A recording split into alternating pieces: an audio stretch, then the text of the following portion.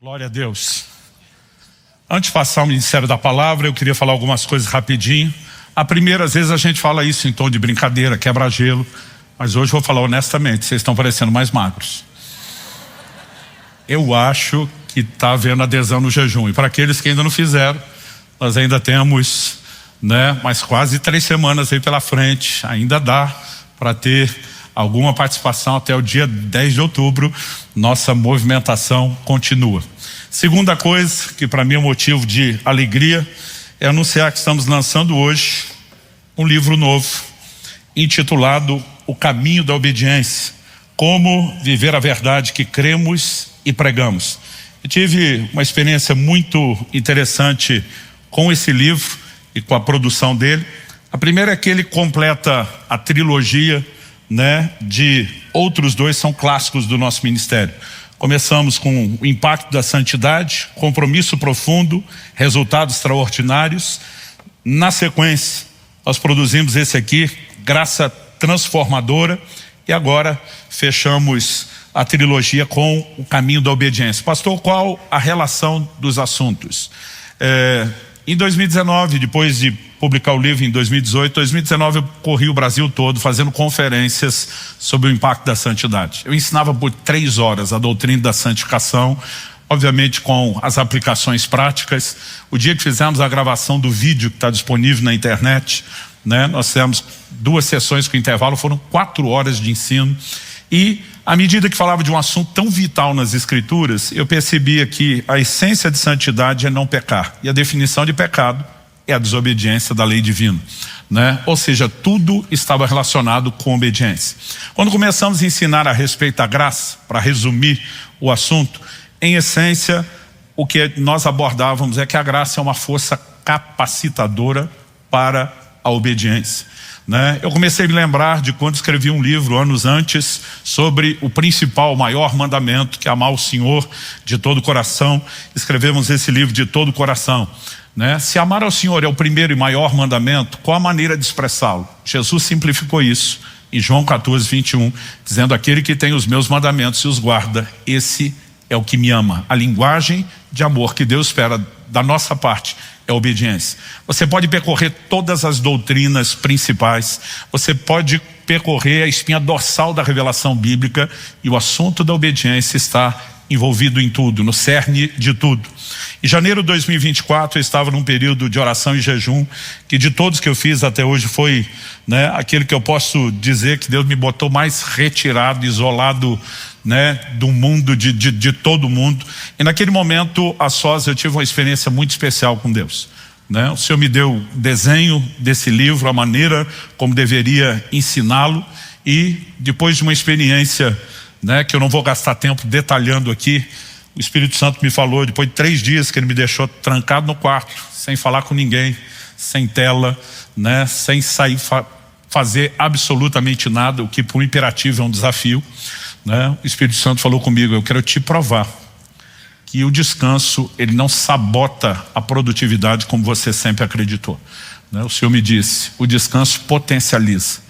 Eu fiquei tentando entender o que era isso quando ele falou no final do 3º dia. Quando amanheceu, dia seguinte, o Senhor me deu o desenho desse livro. Eu escrevi quase 300 páginas em 9 dias. Para ser honesto, levou 10 para acabar o livro, porque eu fiz uma revisão no 10º dia. Eu fiquei pensando comigo mesmo. O livro mais rápido que eu tinha escrito, falando de um livro expressivo, de volume, de conteúdo, foi A Cultura do Jejum. 270 páginas em 40 dias. Eu escrevi um livro sobre jejum em jejum. E agora, porque eu perdi, entre aspas, 3 dias de descanso, economizei 1 mês na produção do material. Já tinha sido uma experiência incrível, pessoal, no sentido de entender o que é uma mente descansada. Somado a isso, aquela revelação, o turbo do Espírito Santo. Mas eu estou realmente empolgado com esse material que vem fechando a trilogia. As palavras do meu filho, que não esperou sair, leu primeiro e falou: pai, de todos que eu li até agora, esse foi o que eu mais gostei. E eu estou realmente contente, porque hoje a gente não apenas vai disponibilizar para que vocês acessem, saiam aí já na frente, antes da divulgação do livro para fora, mas em cada um dos cultos que nós temos agora, já começamos no anterior, em todos os 5 cultos eu vou ficar assinando os livros ali, enquanto tiver gente, enquanto tiver fila.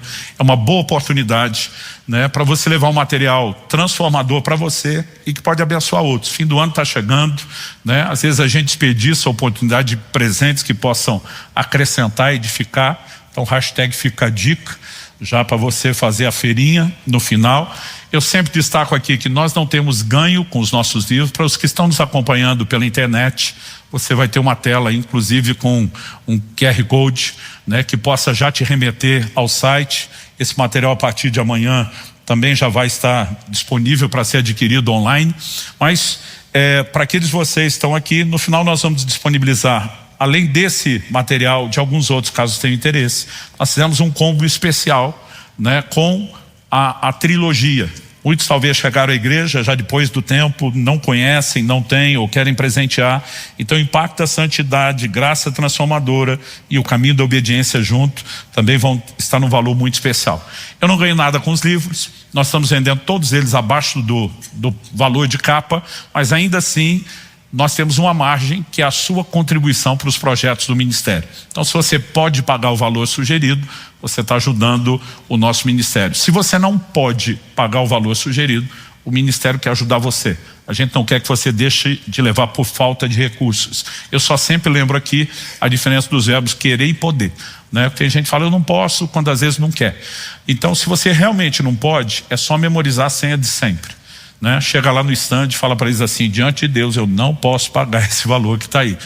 Usou o nome de Deus, que nós acreditamos em você, não precisa contar a história, né? O brasileiro tem mania de explicar por que não pode, o que é que aconteceu, não precisa, né? A única coisa só que nós queremos que você saiba, pastor, então se eu falar isso vou ganhar o livro? Não, eles vão te fazer uma pergunta de volta, quanto é que você pode?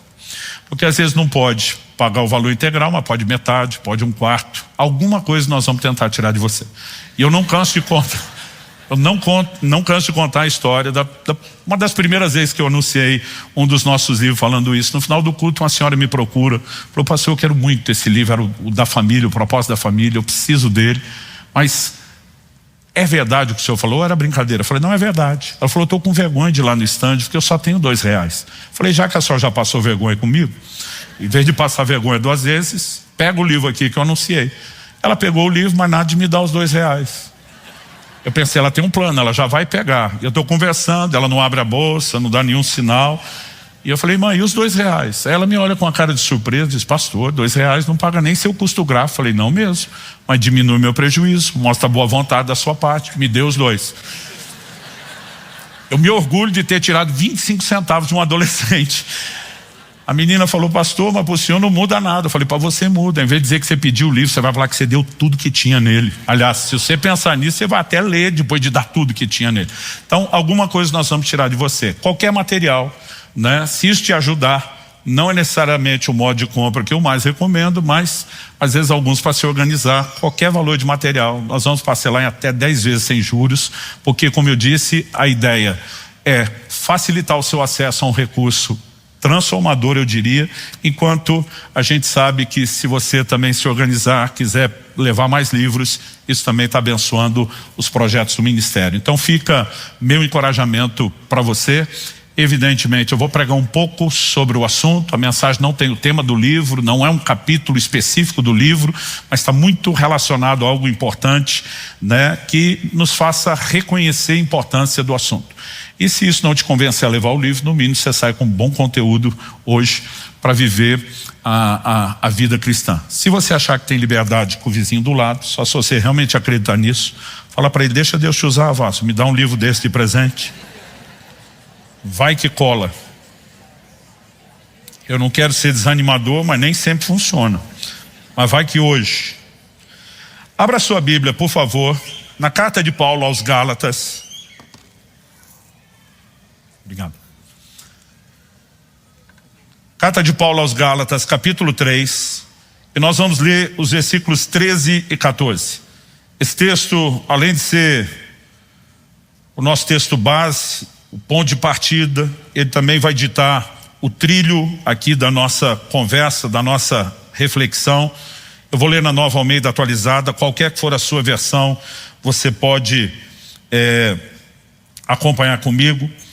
O texto sagrado diz assim: Cristo nos resgatou da maldição da lei, fazendo-se Ele próprio maldição em nosso lugar, porque está escrito: maldito todo aquele que for pendurado em madeiro, para que a bênção de Abraão chegasse aos gentios em Cristo Jesus, a fim de que recebêssemos pela fé o Espírito prometido. O apóstolo Paulo, ao escrever aos Gálatas, ele tem um tom nessa epístola em particular que envolve a correção de muitos desvios doutrinários que estavam acontecendo, por conta de que alguns judeus, entrando no meio dessas igrejas dos gentios, estavam tentando literalmente judaizá-los, levá-los à prática da lei. O apóstolo Paulo, um proclamador da nova aliança, da revelação da graça, de toda a mudança, não apenas de sacerdócio, mas de lei, que acontece, com a vinda e a obra de Cristo consumada na cruz, ele se posiciona firmemente contra esses desvios doutrinários. E ele começa não apenas a trazer orientações, mas enquanto orienta, enquanto corrige, Paulo cria algumas ideias e conceitos de toda a progressão da revelação do plano de Deus, começando do Antigo para o Novo Testamento, da Velha para a Nova Aliança. E aqui nesse texto nós temos pelo menos 3 expressões que eu definiria elas como chaves para que a gente entenda essa mensagem. A primeira delas é a palavra maldição.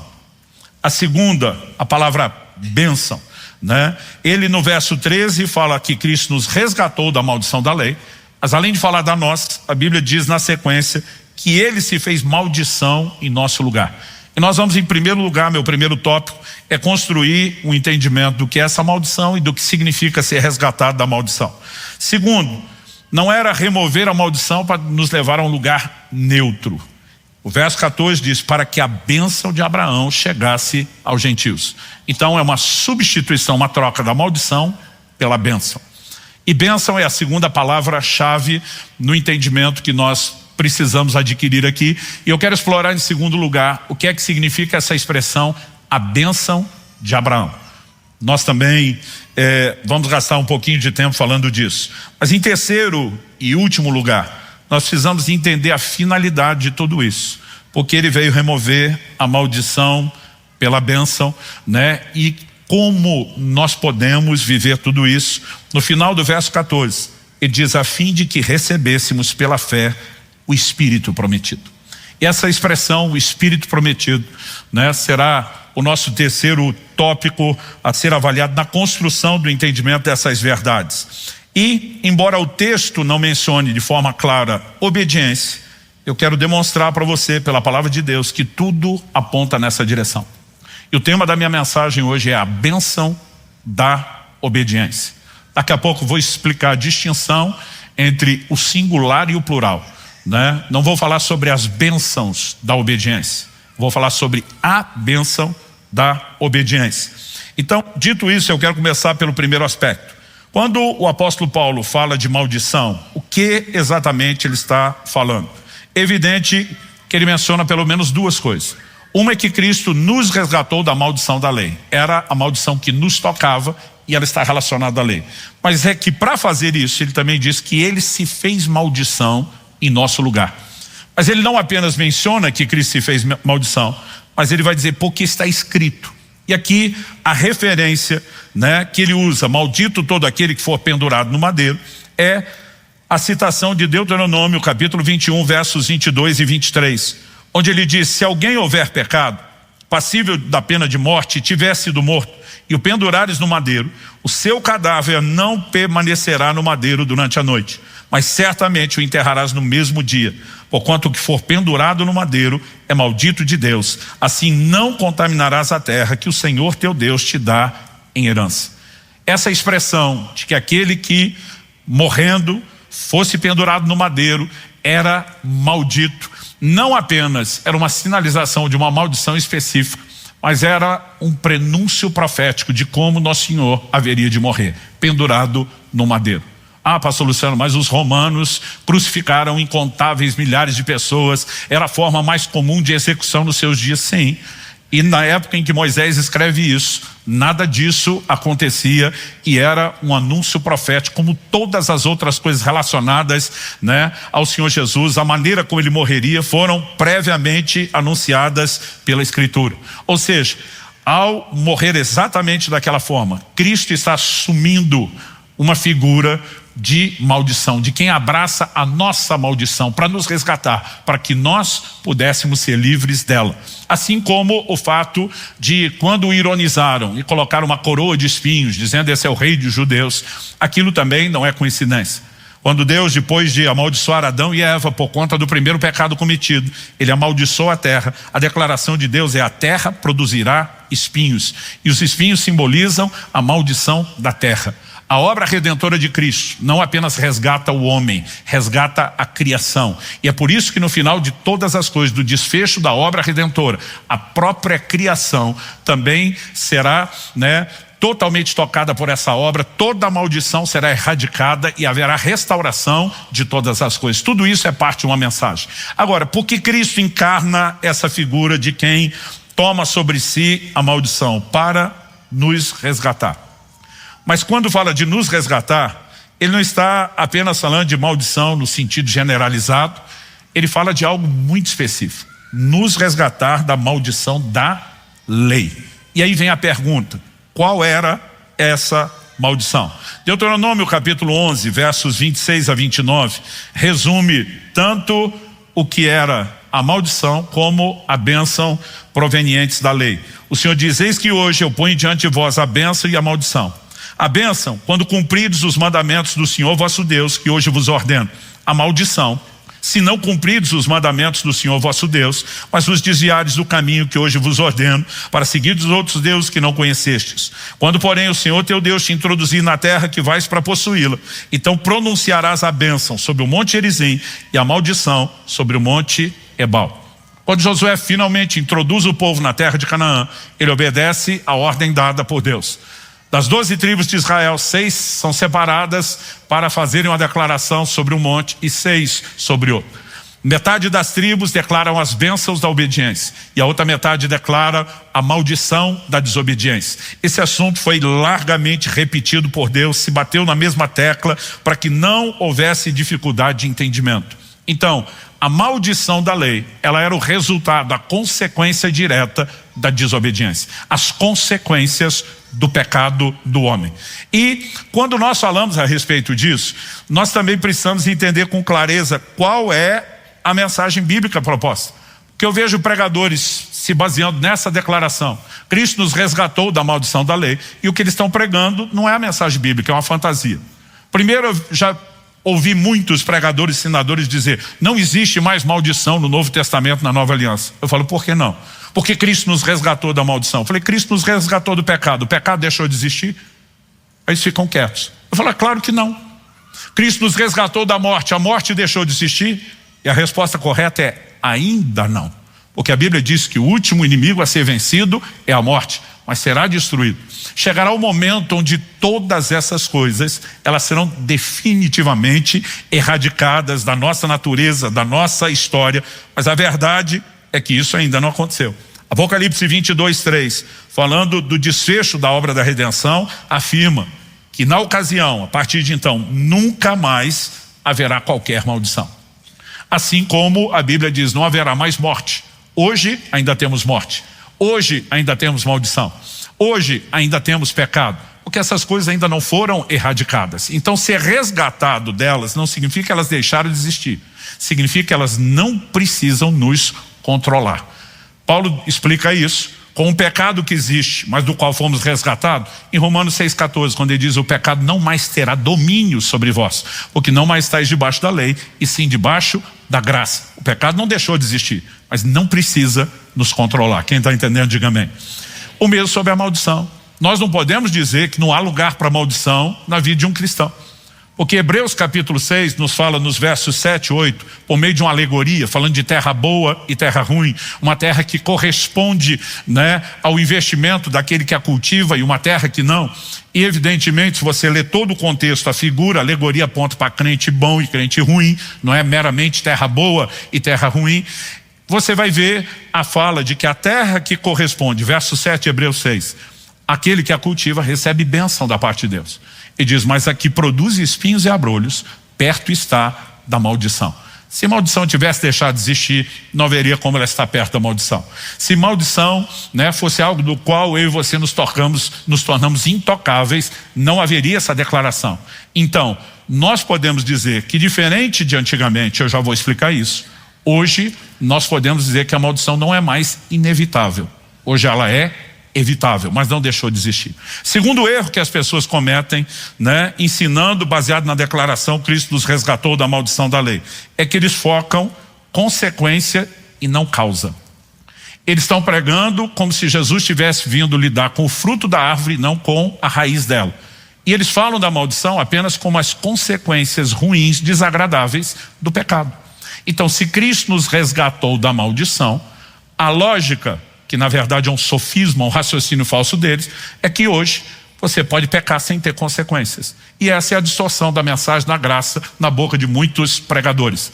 E isso também não é bíblico, não se sustenta nas escrituras. Então eu pergunto às pessoas, Ananias e Safira, quando pecaram, estavam isentos das consequências? A resposta é não, E você pode caminhar ao longo de toda a escritura. Aquele moral de 1 Coríntios capítulo 5, que Paulo diz, seja entregue a Satanás para a destruição da carne, escapou do juízo, da maldição? A resposta é não. Em Apocalipse 2, de 21 a 23, Nosso Senhor, dirigindo a carta ao anjo da igreja de Tiatira, menciona uma mulher que ele denomina como Jezabel e diz, dei-lhe tempo para que ela se arrependesse. Mas ela não quer se arrepender, do seu pecado. Eu vou prostrá-la de cama, bem como os que com ela prostituem, eu vou matar os seus filhos. Como é que não tem consequência de pecado? Ao longo de toda a escritura isso é inquestionável. Então, essas declarações não estão anulando a frase de Paulo. Eu sempre digo que qualquer aparente contradição da escritura é só um desafio de interpretação. O que esses outros textos estão contradizendo é uma interpretação errada. Jesus não veio remover as consequências do pecado para dizer, então agora na graça, liberou geral, peca à vontade. Essa não é a mensagem da graça. Para aquela mulher pega em flagrante adultério, o registro está lá em João 8, Jesus não apenas diz, eu não te condeno. Ele na mesma sequência, para a mesma pessoa, ele diz, vá e não peques mais. A graça, ela veio para nos libertar da escravidão do pecado, para nos empoderar para a obediência. E isso precisa ser entendido. Então, quando a Bíblia fala de Cristo nos resgatando da maldição, é importante que a gente faça essa distinção. Porque alguns pegam só lá Deuteronômio, capítulo 28, do versículo 15, até o final, e enfatizam apenas as consequências do pecado. Enfermidades, escassez financeira, miséria, uma série de desgraças acontecendo, como se agora essas coisas não acontecem. Na verdade, o que eu e você precisamos entender é que a maldição, ela só se manifesta como consequência da desobediência. E Deus veio tratar com a incapacidade do homem de obedecer, para que nos empoderando à obediência, a consequência seja bênção e não maldição. Mas ele não veio remover as consequências e maldição ainda não deixou de existir. Se o que gerava a maldição era a desobediência, Deus mirou a causa e ele veio oferecer um remédio para isso. Evidente, quando você olha para a condição do homem depois da queda, que era um problema, eu vou explicar daqui a pouco, de natureza, ele não conseguia resolver a sua incapacidade de pecar. Mas Deus tinha uma solução.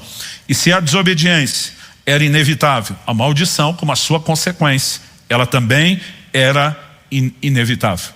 E o que Deus faria era tornar evitável tanto a desobediência como a sua consequência da maldição. Isso nos remete à solução que Deus preparou. E agora eu quero, em segundo lugar, falar sobre a bênção de Abraão e o que isso significa.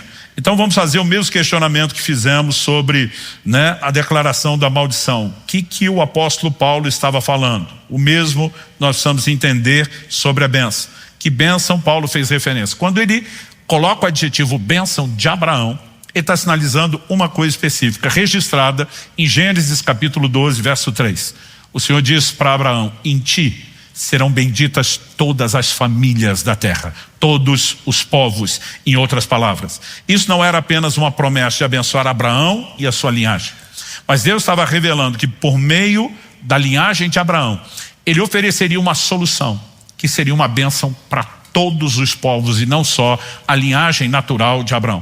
O apóstolo Paulo explica isso em Gálatas capítulo 3, verso 8, dizendo: ora, tendo a escritura previsto que Deus justificaria os gentios pela fé, gentios são todos os não-judeus, pré-anunciou o evangelho a Abraão dizendo: em você serão abençoados todos os povos. Ou seja, essa bênção está relacionada à manifestação, à concretização do plano de Deus. Não apenas a chegada do evangelho, mas isso tudo por causa da vinda de Cristo, da sua obra e também da mensagem que ele proclamaria. Então Deus estava dizendo a Abraão: eu escolhi não apenas você, mas de você eu separei sua descendência, da sua descendência virá aquele que vai solucionar o problema de todos os povos, de todas as nações. Nesse momento Deus estava dizendo a Abraão: o Cristo virá da sua linhagem. Agora a pergunta é: Abraão foi escolhido aleatoriamente? E a resposta bíblica também é não. Ele foi escolhido por um motivo que Deus faz questão de destacar.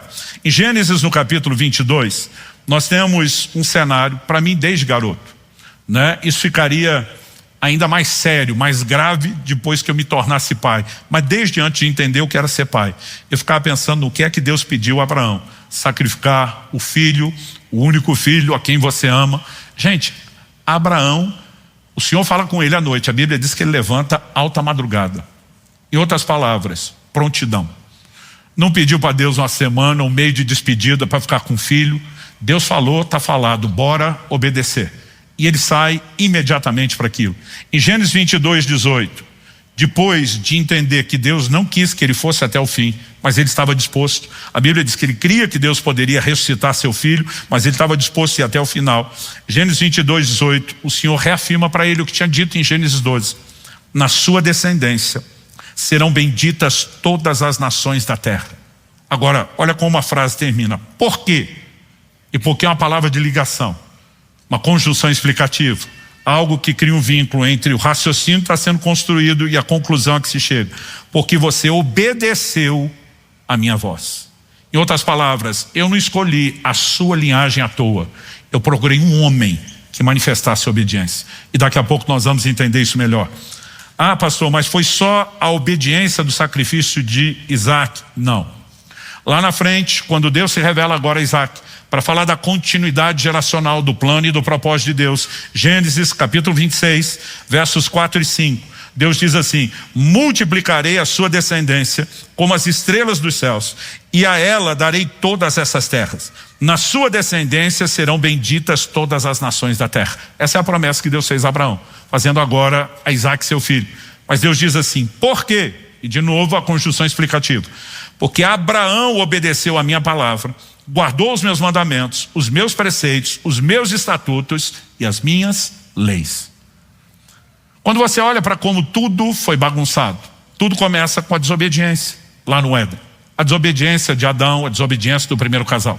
Quando você olha para todo o pano de fundo por trás do concerto, você percebe a Bíblia enfatizando não só que Cristo vem como modelo de obediência, mas até a linhagem da qual o Cristo viria. Deus escolhe alguém que decide andar em obediência.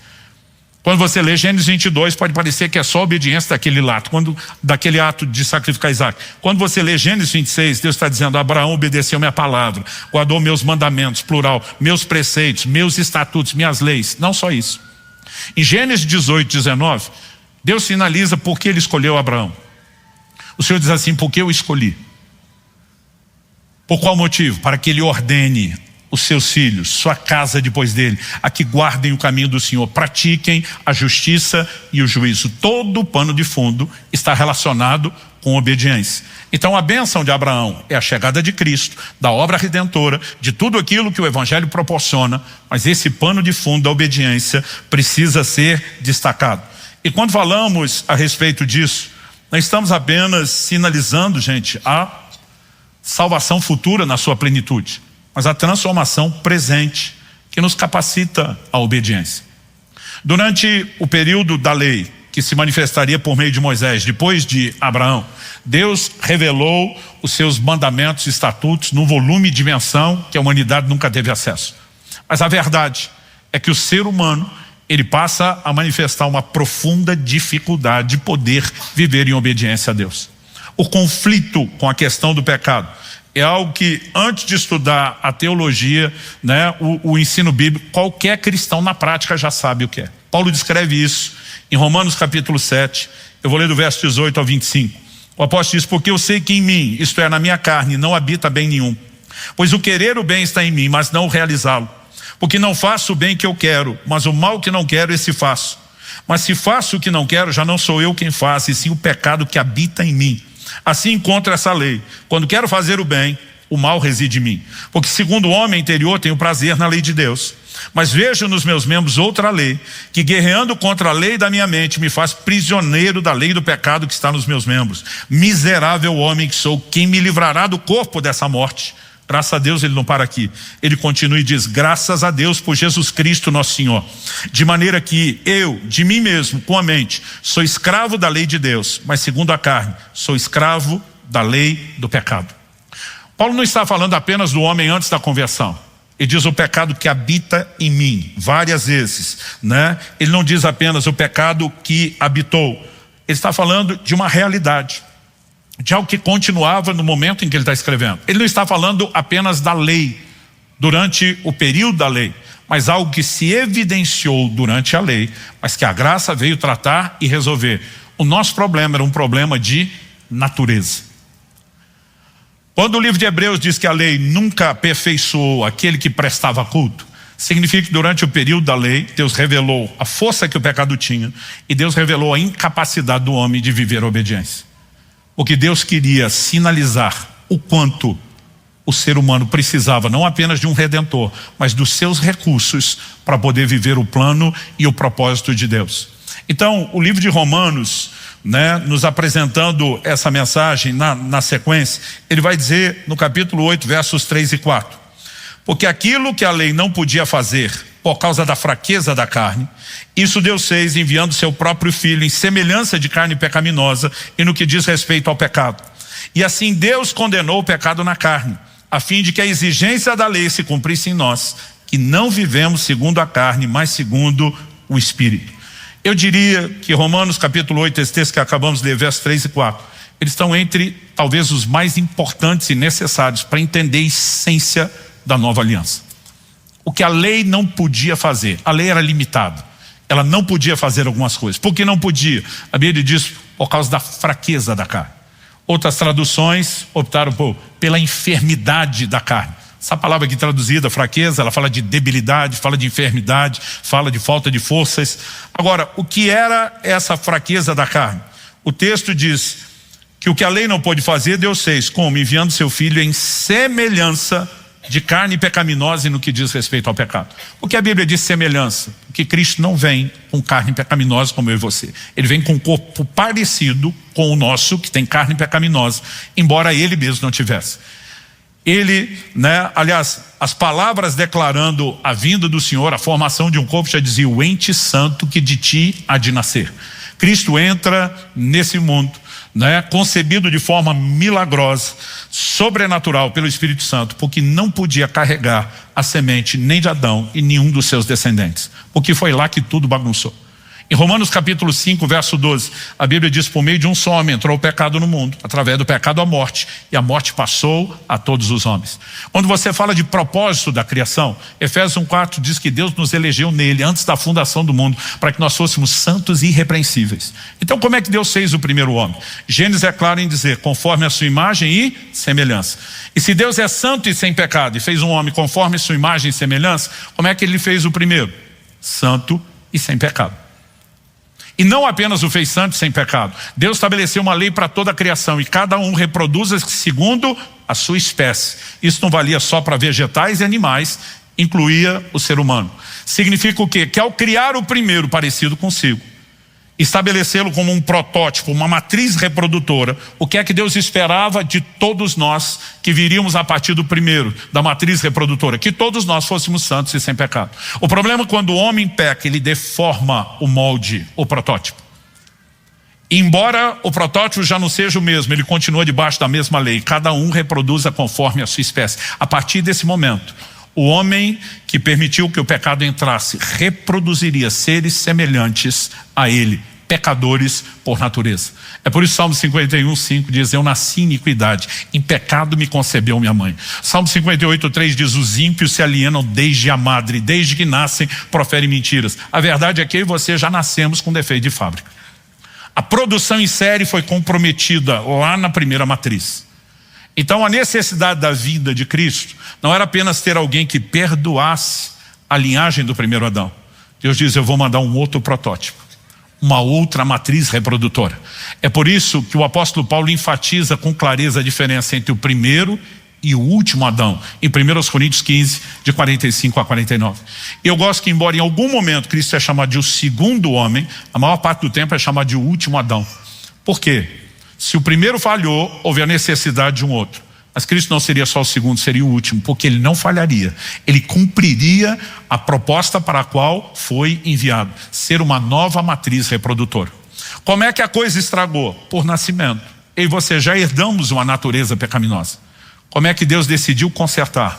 Por nascimento, mas nos fazendo nascer de uma outra matriz reprodutora. É por isso que Jesus explica para Nicodemo: se alguém não nascer de novo, não pode entrar no reino de Deus. Nascer de novo não é nascer segundo a carne. E a Bíblia explica isso. Porque se eu e você nascêssemos de novo do mesmo jeito, como Nicodemos inicialmente imaginou, a gente ia viver o loop, a repetição de sempre herdar aquele gene comprometido do primeiro Adão. Quando a Escritura nos mostra que esse novo nascimento é uma obra espiritual, 1 João 3,9 diz: a semente de Deus permanece em vocês. A palavra semente, você consulta lá no original grego, é sêmen. Ela não fala só da semente humana, fala de todo tipo de semente. É aquilo que traz um código genético. Com qual propósito? Reproduzir uma natureza. 2 de Pedro 1,4 diz: a fim de que vos torneis participantes da natureza divina. O que Cristo viabilizaria por meio da sua vinda era a possibilidade de nascer de novo, de receber um novo código genético, uma nova natureza. Pastor, e a velha sumiu? Ainda não. E aqui nós temos o desafio do crente. Um dia isso vai acontecer. Aliás, se você observar toda a narrativa bíblica da redenção, envolve isso. O pecado entrou pela carne, Deus manda Cristo em semelhança de carne pecaminosa. Por quê? O texto de Romanos 8 nós lemos, diz que Deus condenou o pecado na carne. O pecado entra pela carne, perpetua pela carne. Tinha que ser condenado na carne, na primeira vinda de Cristo. E o que acontecerá na segunda vinda de Cristo? A Bíblia diz que mortos ressuscitam, os vivos são transformados. Nós teremos o que a Bíblia chama, que nós estamos aguardando, diz lá Romanos 8, 23, a redenção do nosso corpo, que é a glorificação. Chegará o dia onde haverá erradicação dessa natureza pecaminosa, mas isso ainda não aconteceu. A minha e a sua carne continua carregando essa natureza. Por isso que Paulo fala: o pecado que habita em mim. E o seu espírito, que nasceu de novo, recebeu a nova natureza, não desencarnou, não desincorporou, deixando o corpo para um lado para viver livre para o outro. Então esse espírito nasceu de novo com a nova natureza, ele está dentro da gaiola. Paulo em Romanos 8 chama de cativeiro da corrupção. E o que é que eu e você precisamos entender? Que é um conflito de naturezas, mas a velha natureza pode ser subjugada pela nova. Quando só tínhamos a velha, nós não tínhamos alternativa. Agora que temos a nova, apesar do conflito, nós temos recursos para parar de desobedecer. E aí eu e você precisamos entender isso na perspectiva que nos é apontado. Olha o que Paulo diz em Romanos, no capítulo 5 e no verso 19. Ele resume desde a queda até a obra de Cristo, falando de desobediência e de obediência. Isso é tema central na Escritura, gente. Porque como pela desobediência de um só homem, muitos se tornaram pecadores, assim também, pela obediência de um só, muitos se tornarão justos. A desobediência de um estragou, a obediência de outro veio consertar. A desobediência de um se tornaria o padrão que seria reproduzido.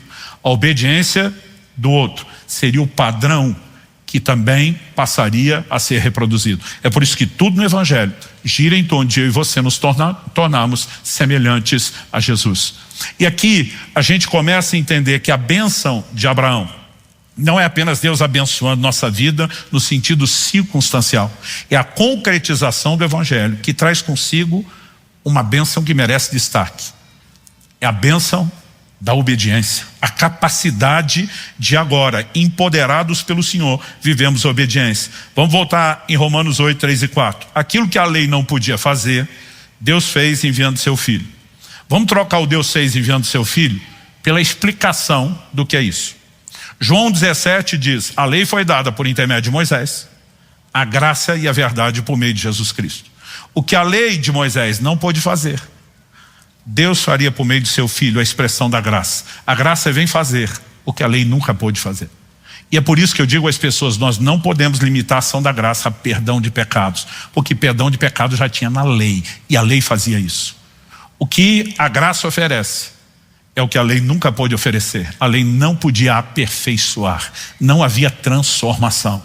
Mas na graça, segundo aos Coríntios 3:18 diz que o Espírito nos transforma de glória em glória na imagem do Senhor Jesus. A graça proporcionou ao homem viver transformação, ou seja, poder quebrar a força dessa velha natureza. Aí eu vejo os pregadores da graça que querem dizer que não tem mais maldição, né? Ou seja, não tem consequência da lei. Eles também querem pregar que não tem mais lei. Ao fim da lei é Cristo, Romanos 10:4. A Bíblia não está dizendo o fim de toda e qualquer forma de lei, está falando de uma lei específica. E você entende isso porque a Bíblia que nos contradiz diz em Hebreus 7:12 que onde há mudança de sacerdócio, e lá a Bíblia está falando que o sacerdócio levítico de Moisés foi substituído pelo sacerdócio de Cristo, onde a mudança de sacerdócio é a mudança de lei. Ou seja, Cristo, o novo sacerdote, trouxe uma nova lei. É por isso que Paulo, o mesmo Paulo que escreveu que o fim da lei é Cristo, ele diz em 1 aos Coríntios 9, capítulo 9, verso 21, não estando sem lei, mas debaixo da lei de Cristo. Ou seja, para que a exigência da lei se cumprisse, o que era a exigência da lei? Obediência. Aquilo que era impossível antes, viver plena obediência, agora por meio da graça, seria possível. A Bíblia não está dizendo que seria desnecessário e que agora a gente não precisa mais obedecer e que se desobedecer está tudo bem. Aqui a Bíblia está dizendo que a obediência se tornaria viável. Cristo é o modelo de obediência. E nós devemos reproduzir aquilo que Ele é. Eu honestamente não consigo entender como alguém pode proclamar um evangelho onde a obediência é opcional ou desnecessário. Ela é o cerne de tudo aquilo que Deus vem trabalhando. Então a bênção de Abraão era não apenas sermos alcançados com uma salvação futura, mas ao longo desse processo sermos capacitados para reproduzir aquilo que de maneira simbólica Abraão já demonstrou e Deus destaca como obediência, mas que o seu descendente viria manifestar de forma plena. A obediência se tornaria viável para mim e para você. Eu vejo alguns desses pregadores da graça e a maneira que eles falam parece que Cristo veio nos resgatar da lei, que a lei era o problema. Gente, o problema nunca foi a lei, o problema era o ser humano. Cristo veio nos resgatar do pecado. O problema era a nossa natureza pecaminosa. Aliás, o apóstolo Paulo em Romanos 7:16, 1 Timóteo 1:8 chama a lei de boa. O problema era a natureza. Efésios 2 diz que nós éramos por natureza filhos da ira, filhos da desobediência. Era um problema de natureza. Aliás, Deus já tinha anunciado na antiga aliança em Jeremias 13:23. O Senhor pergunta, pode por acaso o leopardo remover as suas manchas? A resposta implícita é não. Deus diz assim como ele não pode. Nem o etíope mudar a cor da sua pele. E aí não importa se Deus está falando de um animal, de um ser humano, Ele está falando que não se muda a natureza. Deus diz para a nação de Israel, da mesma forma, vocês também não podem deixar de fazer o mal. Deus estava dizendo, fazer o mal, pecar, é um problema de natureza. Então o homem jamais poderia resolver isso, a não ser o momento específico onde Deus manifestaria por meio de Cristo uma solução, o novo nascimento, que nos daria uma nova natureza. E eu e você precisamos, de fato, entender o que é que Jesus veio fazer. Ele veio tornar possível a obediência. Por isso ele disse, como eu afirmei antes, para aquela mulher apanhada em flagrante adultério, eu não te condeno de pecados passados, mas vai e não peques mais, pare de pecar. A mesma graça que remove a condenação de pecados já cometidos, nos empodera para parar de pecar, ou seja, andar em obediência. Eu não sei você, mas eu fico empolgado demais com essa boa nova do Evangelho. Antes nós tínhamos um rótulo, filhos da desobediência. Pedro agora escreve em 1 de Pedro 1,14 e diz como filhos da obediência. E diz, abandonem os sentimentos, as paixões diante, sejam santos em todo o vosso proceder, porque está escrito, sede santos, porque eu, o próprio Deus falando, sou santo. A capacidade de viver santidade é possível agora para os filhos da obediência. Mas pastor, como se desfruta e vive isso? Se fosse algo automático, eu e você não teríamos as dificuldades que temos do dia a dia. e não haveria um chamado à ação. Aconteceria tudo espontaneamente. Então isso nos remete ao meu terceiro e último tópico, onde encerro: o Espírito prometido. Eu tenho questionado muito, desde que comecei a falar de santidade e de graça, tentando ajudar as pessoas a entenderem o que é que mudou da antiga para a nova aliança.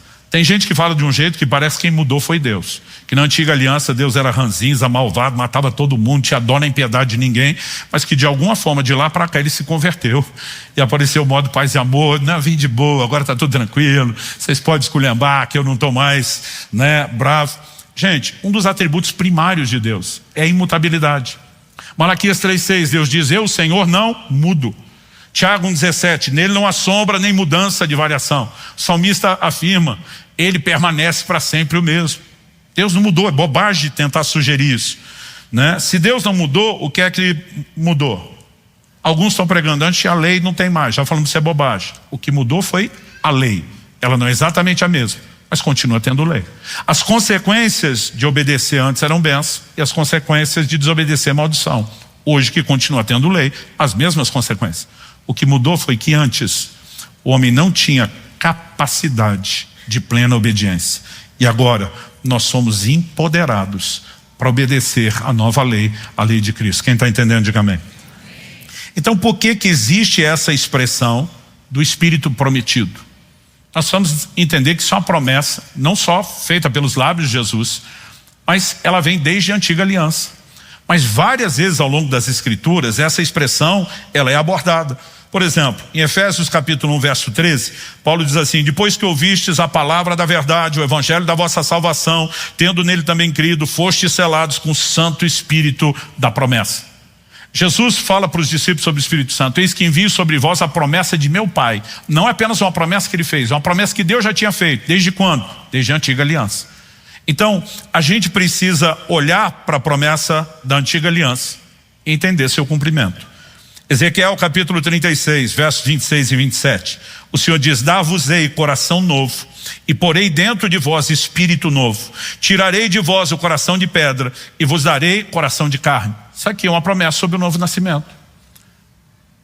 Quando Jesus é questionado sobre por que Moisés permitiu o divórcio na lei, diz: pela dureza do coração, coração de pedra. Uma natureza que não era mudada, não era transformada. Mas Deus está dizendo: ei, vai chegar um tempo onde eu vou resolver isso. Eu vou tirar o coração de pedra e dar um de carne. Eu vou dar um coração novo, um espírito novo, novo nascimento, nova natureza. Mas não para aí. Não bastasse isso, o Senhor diz: e porei dentro de vós o meu espírito, e farei que andeis nos meus estatutos, guardeis os meus juízos e os observeis. Porei dentro de vós o meu Espírito. Quantos são gratos pelo Espírito prometido? Agora, o Espírito Santo não veio, querido, apenas para te dar poder para testemunhar. O Espírito Santo não veio apenas para trazer os dons para que você flua para a edificação dos outros. Não veio apenas para trazer direção na sua vida e as marcas do sobrenatural. A razão primária pela qual Deus disse: eu vou colocar dentro de vocês o meu Espírito, Ele diz: para que vocês andem nos meus estatutos, guardem os meus juízos e os observeis. Deus nos deu um recurso sobrenatural, não apenas por meio de uma nova natureza, mas nos enchendo da sua presença, da presença do Espírito, que nos empodera para andar em obediência. Aliás, outras promessas do Antigo Testamento, Jeremias 31, de 31 a 33. Eis que vem dias, diz o Senhor, em que firmarei nova aliança com a casa de Israel e com a casa de Judá. Nova aliança é importante aqui. Não conforme a aliança que fiz com seus pais no dia em que os tomei pela mão para os tirar da terra do Egito. Porquanto eles anularam a minha aliança, não obstante eu os haver desposado. Deus diz: já fiz uma aliança antes, deu ruim, porque eles a quebraram, anularam. Mas Deus diz: eu vou fazer uma nova. E ele diz: porque essa é a aliança que firmarei com a casa de Israel depois daqueles dias, diz o Senhor. Na mente lhes imprimirei as minhas leis, também no coração lhes inscreverei. Eu serei o seu Deus e eles serão o meu povo. A pergunta é: a promessa se cumpriu? Segundo o livro de Hebreus, sim.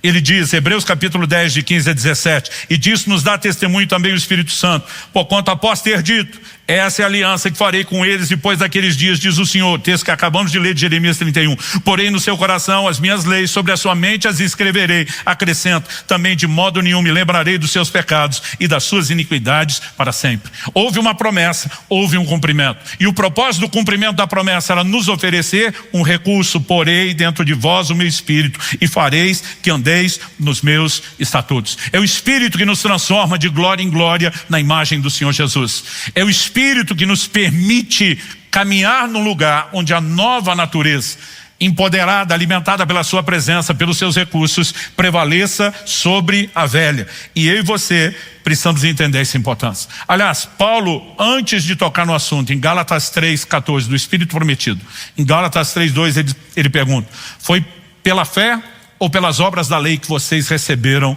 o Espírito?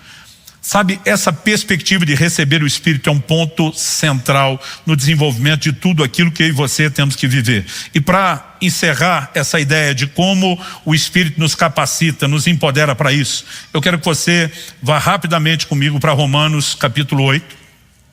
A gente leu o capítulo 7 antes e fomos até o finalzinho do 7, quando Paulo diz: graças a Deus por Jesus Cristo nosso Senhor, de maneira que eu de mim mesmo com a mente sou escravo da lei de Deus, mas segundo a carne escravo da lei do pecado. Ele mostra que mesmo que no Espírito possa ter prazer na lei de Deus, nascido de novo, a carne ainda tem inclinações. Mas Paulo não está apresentando isso como algo que eu e você não podemos vencer antes da glorificação do corpo. Ele começa o capítulo 8, dizendo verso 1. Agora, pois, já não existe nenhuma condenação para os que estão em Cristo Jesus. É a continuação do mesmo assunto.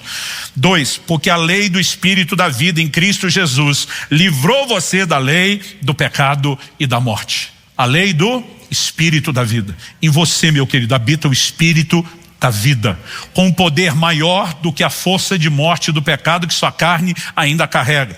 É nessa sequência que Paulo explica os versos 3 e 4 que lemos. Porque aquilo que a lei não podia fazer por causa da fraqueza da carne, isso Deus fez, enviando seu próprio Filho em semelhança de carne pecaminosa e no que diz respeito ao pecado, e assim Deus condenou o pecado na carne, a fim de que a exigência da lei, obediência, se cumprisse em nós, que não vivemos segundo a carne, mas segundo o Espírito. Então a chave está aqui.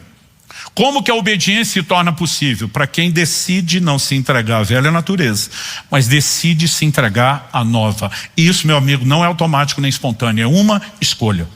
Uma escolha que ele explica a partir do verso 5. Os que vivem segundo a carne se inclinam para as coisas da carne, mas os que vivem segundo o Espírito se inclinam para as coisas do Espírito. Inclinação. Outras traduções, a partir do verso 6, vão usar a expressão pendor, que é um sinônimo de inclinação. Pois a inclinação da carne é morte, mas a do Espírito é vida e paz. Porque a inclinação da carne é inimizade contra Deus, pois não está sujeita à lei de Deus, nem mesmo pode estar. Portanto, os que estão na carne não podem agradar a Deus. Vocês, porém, não estão na carne, mas no Espírito. Se de fato o Espírito de Deus habita em vocês, e se alguém não tem o Espírito de Cristo, esse tal não é dele. Ou seja, não há nem como ser de Jesus sem ter o recurso do Espírito prometido, mas quando ele vem para fazer a diferença. Mas como eu disse, no automático. Ela depende da escolha que você fazemos da inclinação. Mas olha o verso 10 e 11. Se porém Cristo está em vocês, o corpo na verdade está morto por causa do pecado, mas o Espírito é vida por causa da justiça. Verso 11, se em vós habita o Espírito daquele que ressuscitou Jesus dentre os mortos, esse mesmo que ressuscitou Cristo dentre os mortos, vivificará também o corpo mortal de vocês, por meio do seu Espírito que habita em vocês. Aqui Paulo está falando de duas coisas.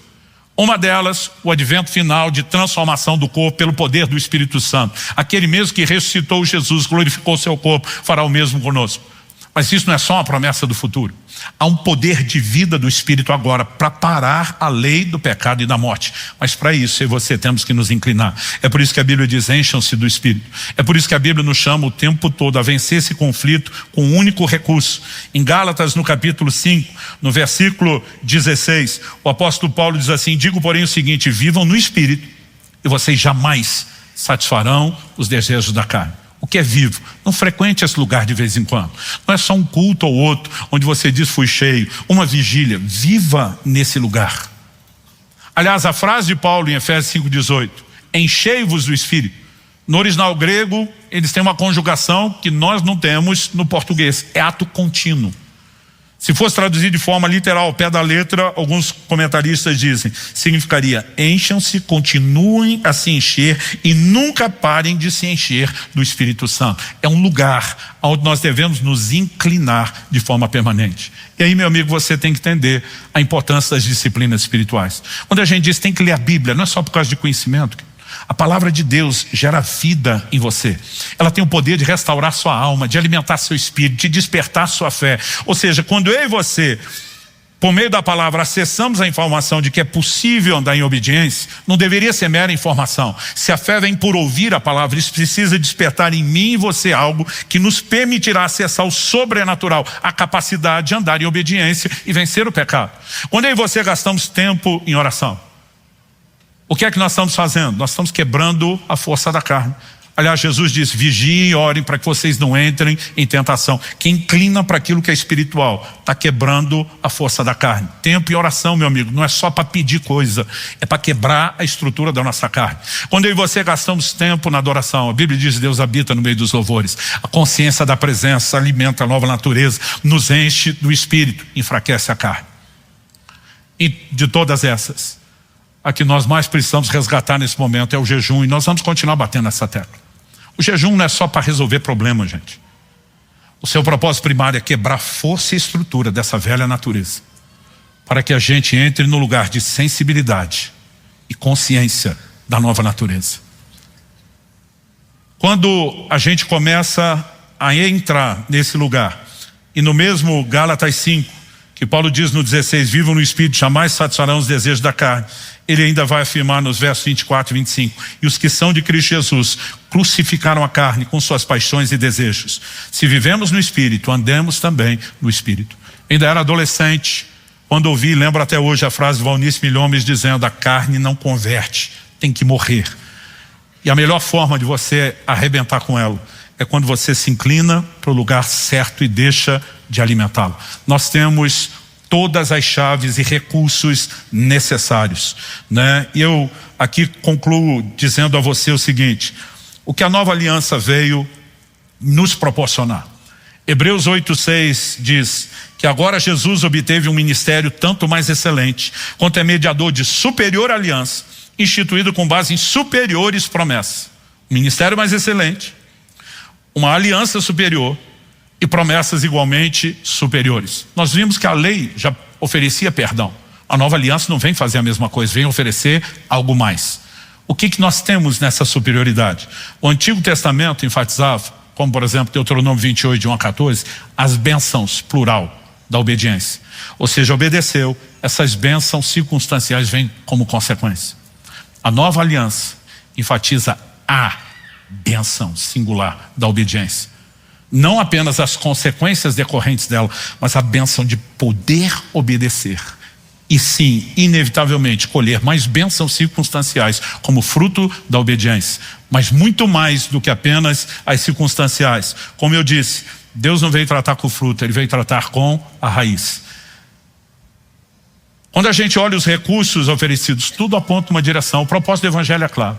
Por que é que Deus nos deu a graça, a revelação da palavra? Por que que eu e você fomos incluídos no que se chama eleição? Porque a obra do Espírito Santo em nós que estamos destacando. E aqui eu realmente encerro mencionando um versículo para cada um deles, a graça. Romanos 1:5, por meio dele, está falando de Cristo, viemos a receber a graça e o apostolado por amor do seu nome, para a obediência da fé entre todos os gentios. Graça para quê? Para obediência. Revelação da palavra, Romanos 15, 25 e 26. Ora, ao Deus que é poderoso para confirmar vocês, segundo o meu evangelho, a pregação de Jesus Cristo, conforme a revelação do mistério guardado em silêncio desde os tempos eternos, e que agora tornou-se manifesto e foi dado a conhecer por meio das escrituras proféticas, segundo o mandamento do Deus eterno, para a obediência da fé entre todas as nações. Pastor, e a ação do Espírito, a eleição? 1 de Pedro 1:2, eleitos segundo a presciência de Deus Pai em santificação do Espírito, para a obediência e aspersão do sangue de Jesus Cristo. Tudo aponta numa única direção. Quando decidi usar a expressão o caminho da obediência, é a ideia de apresentar um trilho de Gênesis a Apocalipse em todo o plano de Deus. E meu querido, nós precisamos entender isso. Eu espero que uma palavra como essa te encoraje não apenas a sair daqui e repensar, mas é o tipo de assunto que a gente diz, eu tenho que compreender, eu tenho, que de fato acessar num nível mais profundo, não apenas para mudar a maneira de pensar, mas para estimular a fé, que nos dará acesso a todos esses recursos. É possível não apenas ter as bênçãos da obediência, mas nós fomos contemplados com a bênção da obediência. Feche seus olhos por um instante. Pai, eu oro com cada um dos meus irmãos e irmãs que estão nesse auditório, com aqueles que nos acompanham pela transmissão da internet, ou mesmo posteriormente por meio dessa palavra gravada, orando que nesse momento o Senhor possa de fato tocar as nossas vidas. Nós oramos, ó Deus, pela capacidade de sair desse lugar não apenas com informação a ser avaliada, mas debaixo de despertamento espiritual, debaixo da ação poderosa e personalizada do Teu Espírito, que não apenas gera entendimento espiritual, mas aquela aplicação única da Tua palavra. Nós oramos pela capacidade de não só entender, mas de corresponder com o Senhor. Nós oramos que o Senhor começou continue e cresça, e que tudo isso nos leve ao lugar do cumprimento pelo qual a sua palavra tem sido liberada, gerar em nós correspondência, gerar em nós resposta, gerar em nós crescimento e avanço. Te somos gratos, porque sabemos que o Senhor nos permite ouvir algo como o que ouvimos, não para gerar culpa ou condenação naqueles que talvez estejam tropeçando no quesito obediência, mais do que, ó Deus, imaginar que o Senhor estaria nos julgando pelo passado ou presente. Nós entendemos que o Senhor nos permite ter uma nova proposta de futuro, nos permite gerar alinhamento. E eu oro não só por uma firme decisão de usar os teus recursos para viver a obediência na vida dos meus irmãos e irmãs, como eu oro que esse seja um tempo de conserto, talvez para alguns de arrependimento, talvez para outros de aproximar-se ou reaproximar-se no ato de reconciliação para com o Senhor. Mas que de uma forma geral para todos nós seja a decisão de não mais viver como filhos da desobediência, mas sim como filhos da obediência, usando os teus recursos, inclusive e principalmente o Espírito prometido que nos tem sido dado. Nós oramos em nome de Jesus. Se você crê e concorda, diga amém. Você recebe essa palavra, diga eu recebo em nome de Jesus. Na semana passada iniciamos falando a respeito de obediência e preguei a mensagem intitulada O Evangelho da Obediência. Gastamos tempo fazendo a fundamentação bíblica doutrinária, e eu destaquei 3 coisas aqui. Em primeiro lugar, a relação entre salvação e obediência. Depois nós vimos a obediência na vida cristã, depois de passarmos pela porta ao longo de todo o caminho. Em terceiro e último lugar, terminamos falando a respeito de como a graça se revela uma força capacitadora para que nós possamos andar em obediência. A ideia foi cobrir muito mais, uma visão panorâmica, abrangente do quão importante, significativo, central é o papel da obediência na vida cristã.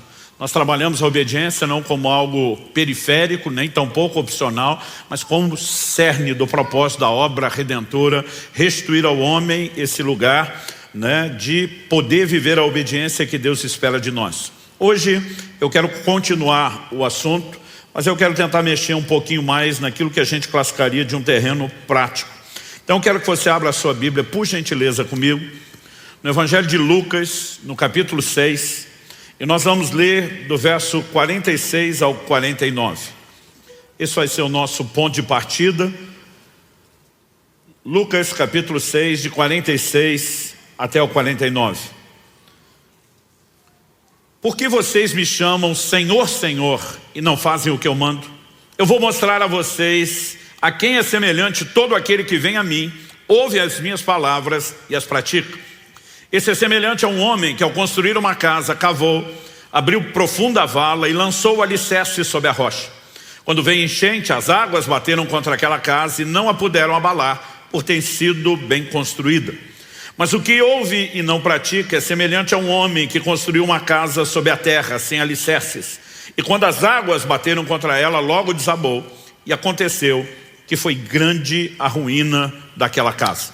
Meu Deus, suplicamos graça, favor, a liderança do Teu Espírito Santo na condução, na exposição, na aplicação das verdades da Tua palavra. E nós oramos que o Senhor possa trazer de fato entendimento espiritual, iluminar os olhos do nosso coração, do nosso íntimo. E nós clamamos que a Tua palavra, ó Deus, não apenas traga a informação, mas ela venha fazendo aquilo que faz muito bem. Ela é como espada afiada de dois gumes. Ela penetra ao ponto de dividir alma e espírito, juntas e medulas, e é apta para discernir os intentos do coração. Nós oramos que possamos enxergar não apenas aquilo que o Senhor propõe, mas nós oramos que ela traga à tona também aquilo que está dentro de nós, aquelas áreas que necessitam de ajuste, de sujeição ao Senhor, que precisam ser calibradas hoje na presença do Senhor. Nós nos sujeitamos à ação do Teu Espírito Santo, o Espírito da verdade, e oramos que a Tua palavra cumpra o propósito pelo qual o Senhor a tem liberado, em nome de Jesus e para a glória de Deus. Amém. Bom, tanto no Evangelho de Lucas como no Evangelho de Mateus, essa alegoria, essa parábola que Jesus apresenta dos dois tipos de casa, ela vem quando ele arremata o chamado Sermão do Monte. Então ele vai dizer que não adianta ouvir tudo aquilo que ele falou e não colocar em prática. Ou seja, o propósito pelo qual Deus tem nos dado a sua palavra é porque Ele espera basicamente, para simplificar, Ele espera de nós uma única coisa: obediência. Mas Lucas registra um detalhe interessante. É o questionamento de Jesus no verso 46. Por que é que vocês me chamam Senhor se não fazem aquilo que eu mando? Nós afirmamos aqui na semana passada que a salvação depende do reconhecimento do senhorio de Cristo.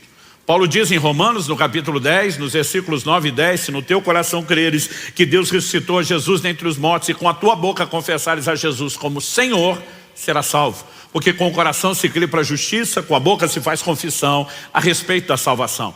Ou seja, a salvação está atrelada não apenas à fé na morte e ressurreição de Jesus, no sacrifício que Ele fez em nosso lugar, mas está também na disposição de, como falamos na semana passada, das obras de fé. A fé tem uma confissão, a fé tem uma visão e a fé tem obras. E nós vimos que parte dessas obras da fé é a rendição, é a disposição de obediência, a semelhança de Abraão, que Hebreus 11:8 diz que Abraão, pela fé, obedeceu.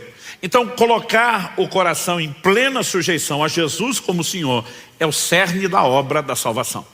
Nós temos a mania de dizer, olha, tem que confessar Jesus Salvador. Isso não está na Bíblia. É lógico que Ele é Salvador. A Bíblia diz que se nós cremos e confessarmos Ele Senhor, seremos salvos. Se somos salvos é porque Ele salva. Mas Salvador nunca foi objeto da confissão. O objeto da confissão é Senhor, é o seu senhorio. E se a salvação depende da sujeição ao senhorio, e a essência do senhorio é obediência, e é isso que Jesus está dizendo, por que me chamam Senhor se não vão fazer o que eu mando? Né? Então, obviamente, nós mostramos desde a semana passada o como os assuntos de obediência, salvação e a vida cristã estão atrelados, é impossível separá-los. Mas nessa parábola proposta por Jesus, Ele fala de um construtor sábio, sensato, que não apenas constrói sobre o alicerce. Eu gosto dessa declaração de Lucas que diz que ele abre uma profunda vala. Ele lança alicerces sobre a rocha e de forma inteligente ele edifica uma casa que dura. Então Jesus diz, quando vem a enchente, ela não pode derrubar. Mas a Bíblia fala de um outro construtor que não se preocupa com o fundamento, com o alicerce e constrói sobre a terra. E quando as águas vêm, e acredite, as águas da adversidade virão sobre todos. Mas o que determina se o que você está construindo vai durar é a forma como você constrói. E nós precisamos entender que uma vida cristã que não é fundamentada na obediência, ela tem prazo de validade e essa casa em algum momento vai cair. Então Jesus está dizendo, não se iluda. Ou você me leva a sério, obedecendo o que eu estou propondo, ou você está enganando a você mesmo, e é só uma questão de tempo, a casa vai cair. O chamado que nós recebemos à obediência é um chamado a uma obediência plena, completa. E o título da minha mensagem hoje é Obediência Total.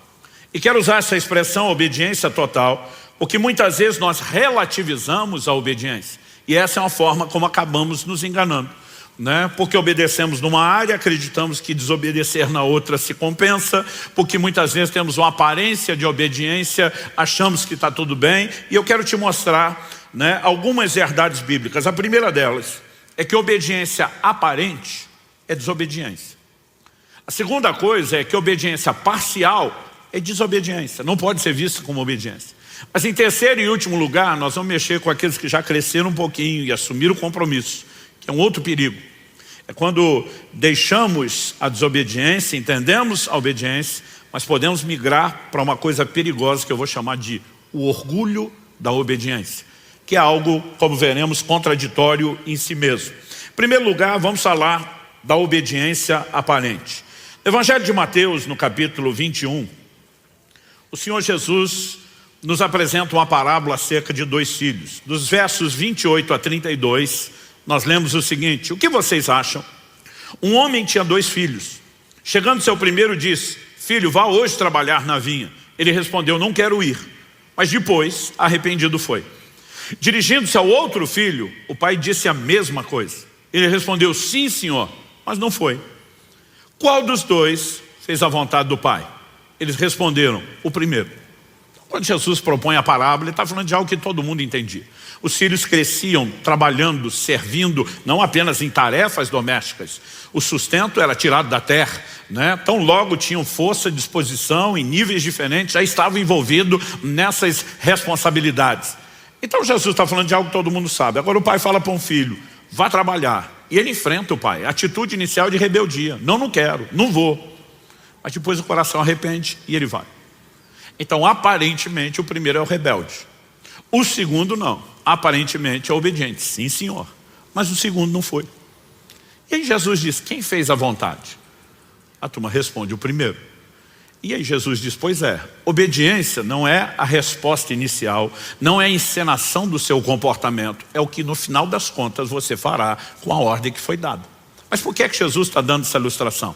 Então ele continua e diz assim: então Jesus disse: em verdade lhes digo que os publicanos e as prostitutas estão entrando no reino de Deus primeiro que vocês. Porque João veio até vocês no caminho da justiça e vocês não acreditaram nele. No entanto, os publicanos e as prostitutas acreditaram. Vocês, porém, mesmo vendo isso, não se arrependeram depois para acreditar nele. Então Jesus basicamente está dizendo o seguinte: da mesma forma, vocês olham para os publicanos e as prostitutas, eram os piores rótulos de pecadores e mesmo de um comportamento, né, reprovável diante da sociedade da época.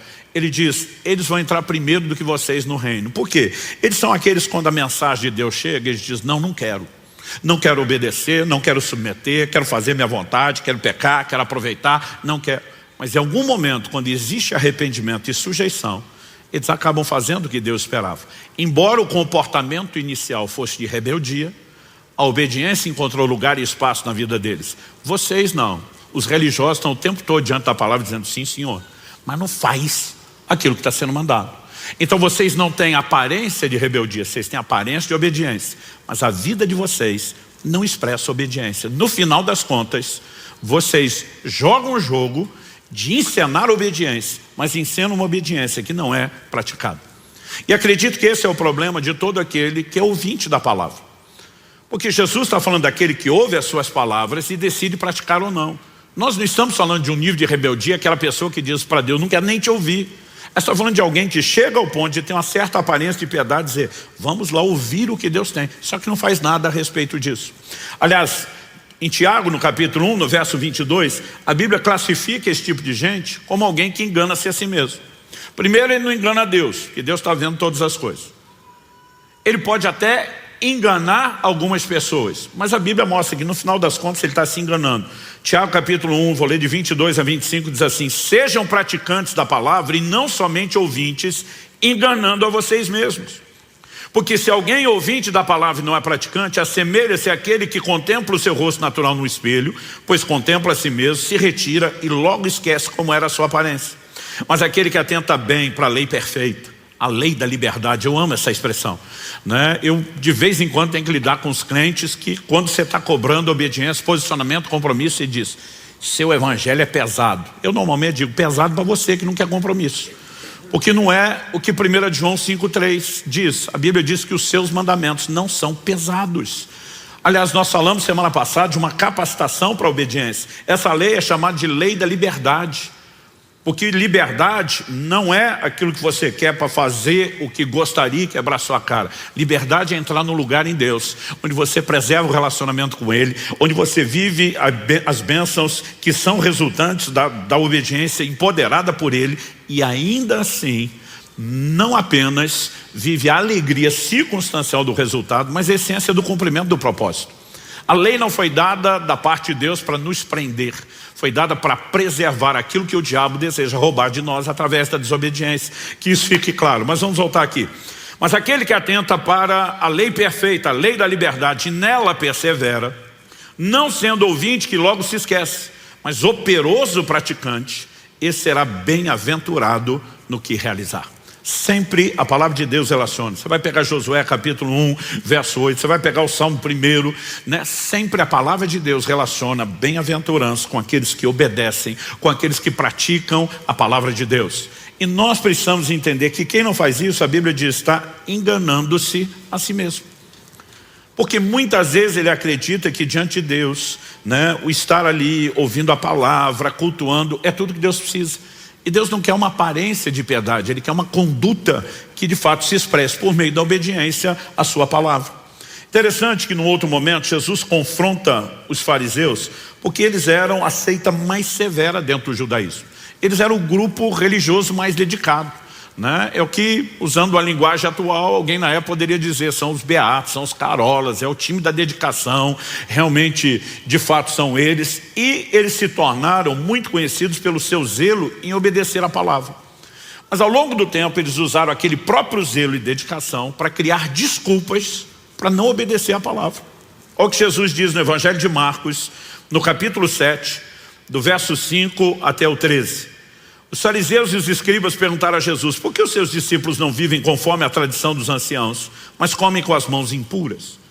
Os anciãos estabeleceram alguns ritos de purificação, entre eles um processo de como deveriam lavar, né, as mãos, lavar-se a si mesmo antes de comer, e eles estavam pegando espigas, comendo de qualquer forma, e o povo vai lá dar uma bronca em Jesus. Por que é que eles não vivem conforme a tradição? Jesus respondeu: bem profetizou Isaías a respeito de vocês, hipócritas, como está escrito: esse povo me honra com os lábios, mas seu coração está longe de mim. Em vão me adoram, ensinando doutrinas que são preceitos humanos. Rejeitando o mandamento de Deus, vocês guardam a tradição humana. Disse-lhes ainda: vocês sempre encontram uma maneira de rejeitar o mandamento de Deus para guardarem a própria tradição. As traduções mais clássicas de Almeida diz jeitosamente. A palavra traduzida jeitosamente, kalos, fala de algo belo, né? Ou seja, diz: vocês embelezam a desculpa da desobediência de vocês. Então o Senhor diz o seguinte: vocês sempre encontram uma maneira de rejeitar o mandamento de Deus para guardarem a própria tradição. Pois Moisés disse: honre seu pai e sua mãe, e quem maldisser seu pai ou sua mãe seja punido de morte. Vocês, porém, dizem que se alguém disser ao seu pai ou à sua mãe: aquilo que você poderia receber de mim é corbã, isso é oferta ao Senhor, então vocês o dispensam de fazer qualquer coisa em favor do seu pai ou da sua mãe, invalidando a palavra de Deus por meio da tradição que vocês mesmos passam de pai para filho, e fazem muitas outras coisas semelhantes. Ou seja, Jesus está dizendo: vocês conseguiram criar rituais, aparências de piedade que negam a palavra. Conversa é essa? A Bíblia manda honrar pai e mãe, e fala das consequências de você agir da forma inversa. Agora vocês dizem que quando a pessoa consagrou a Deus aquilo, ela não deve mais obediência. Jesus está dizendo: que conversa é essa? Eu imagino que fosse numa linguagem de hoje mais aberta, escancarada, o Senhor Jesus perguntando: que palhaçada é essa? Né? Como é que vocês chegaram a esse ponto? Mas o interessante é que por trás de tudo isso, né, existem normas sendo estabelecidas que aparentam que eles estão defendendo um código, que eles continuam vivendo a obediência, mas o que na verdade eles estão praticando é só uma aparência de obediência. Existem muitas formas pelas quais nós podemos fazer isso. Eu me lembro de um fato curioso. Na adolescência, quando fui cheio do Espírito Santo, estava com o coração disposto a buscar Deus, é lógico que você quer conectar na turma que está levando Deus a sério. É muito melhor você estar acompanhado dessa turma dos que não estão levando Deus a sério. E acredite, dentro da igreja pode ter de tudo. Mas mesmo essa turma queria levar Deus a sério, eu vi essa turma inventar umas regras que eu falava para eles: de onde vocês tiraram isso? Então, por exemplo, o grande desafio dos jovens e adolescentes que sabiam a importância de andar em pureza. A maioria de nós, todos tínhamos decidido, nós vamos esperar o casamento, vamos fazer tudo certo. Mas existia um zelo até para a forma como olhava para as mulheres. Jó 31:1 diz, fiz aliança com os meus olhos, como pois os fixaria numa vista? Então você olha para um cara mundano, às vezes a mulher passa, ele dá o raio-x de alto a baixo, né? Consegue avaliar, imaginar tudo que quer. A conduta de um homem de Deus não deve ser dessa forma. E essa hora que pelo menos os machos tinham que dizer um amém aí, vamos lá. Mas a garotada, essa turma, dizia o seguinte, que a primeira olhada não é pecado. O que é a primeira olhada? A moça passou, às vezes o camarada assim dá aquela espiada, mas daqui a pouco ele pensa o que é que realmente passou e diz que a segunda olhada é que é pecaminosa. A primeira não tinha má intenção. Eu dizia para eles, então olha primeiro e não para até o fim. Está resolvido o problema. A questão não é quantas vezes olha, Jesus fala sobre a intenção do coração. E às vezes nós ficamos inventando algumas outras regras para simplesmente maquiar aquilo que claramente está lá. Dá para entender isso? E nós temos uma capacidade de articular e inventar essas coisas que é incrivelmente criativo. Segunda coisa que eu quero falar. Obediência parcial, assim como a aparente, é desobediência. Não tem outro rótulo. 1 Samuel, no capítulo 13, a palavra de Deus fala a respeito de Saul. Saul foi o primeiro rei que a nação de Israel tem, escolhido pelo próprio Deus. Deus sinalizou quem seria a pessoa. 1 Samuel capítulo 13, verso 8, diz o seguinte, Samuel dá uma instrução ao rei Saul, de que ele esperasse um prazo determinado, e que ele esperasse Samuel chegar para oferecer o sacrifício. O texto diz assim, Saul esperou 7 dias, segundo o prazo determinado por Samuel. Mas como Samuel não vinha a Gilgal, o povo foi se espalhando dali. Então Saul disse, tragam-me aqui o holocausto e as ofertas pacíficas, e ofereceu o holocausto. Mal tinha ele acabado de oferecer o holocausto, eis que chegou Samuel. Saul saiu ao encontro dele para o saudar. Samuel perguntou, o que foi que você fez? Saul respondeu, vendo que o povo ia se espalhando daqui e que você não vinha no prazo combinado e que os filisteus já tinham se ajuntado em Miquimás, eu disse comigo, agora os filisteus irão contra mim em Gilgal e ainda não busquei a face do Senhor. Assim, forçado pelas circunstâncias, ofereci holocaustos. Então Samuel disse a Saul, verso 13, você cometeu uma loucura, não guardando o mandamento que o Senhor seu Deus lhe ordenou, pois o Senhor teria confirmado para sempre o seu reino sobre Israel. Mas agora o seu reinado não subsistirá. O Senhor buscou para si um homem segundo o seu coração e já lhe ordenou que seja príncipe sobre o seu povo, porque você não guardou o que o Senhor lhe ordenou. Honestamente, às vezes eu li essas coisas e eu pensava, poxa, Deus jogou duro com Saul.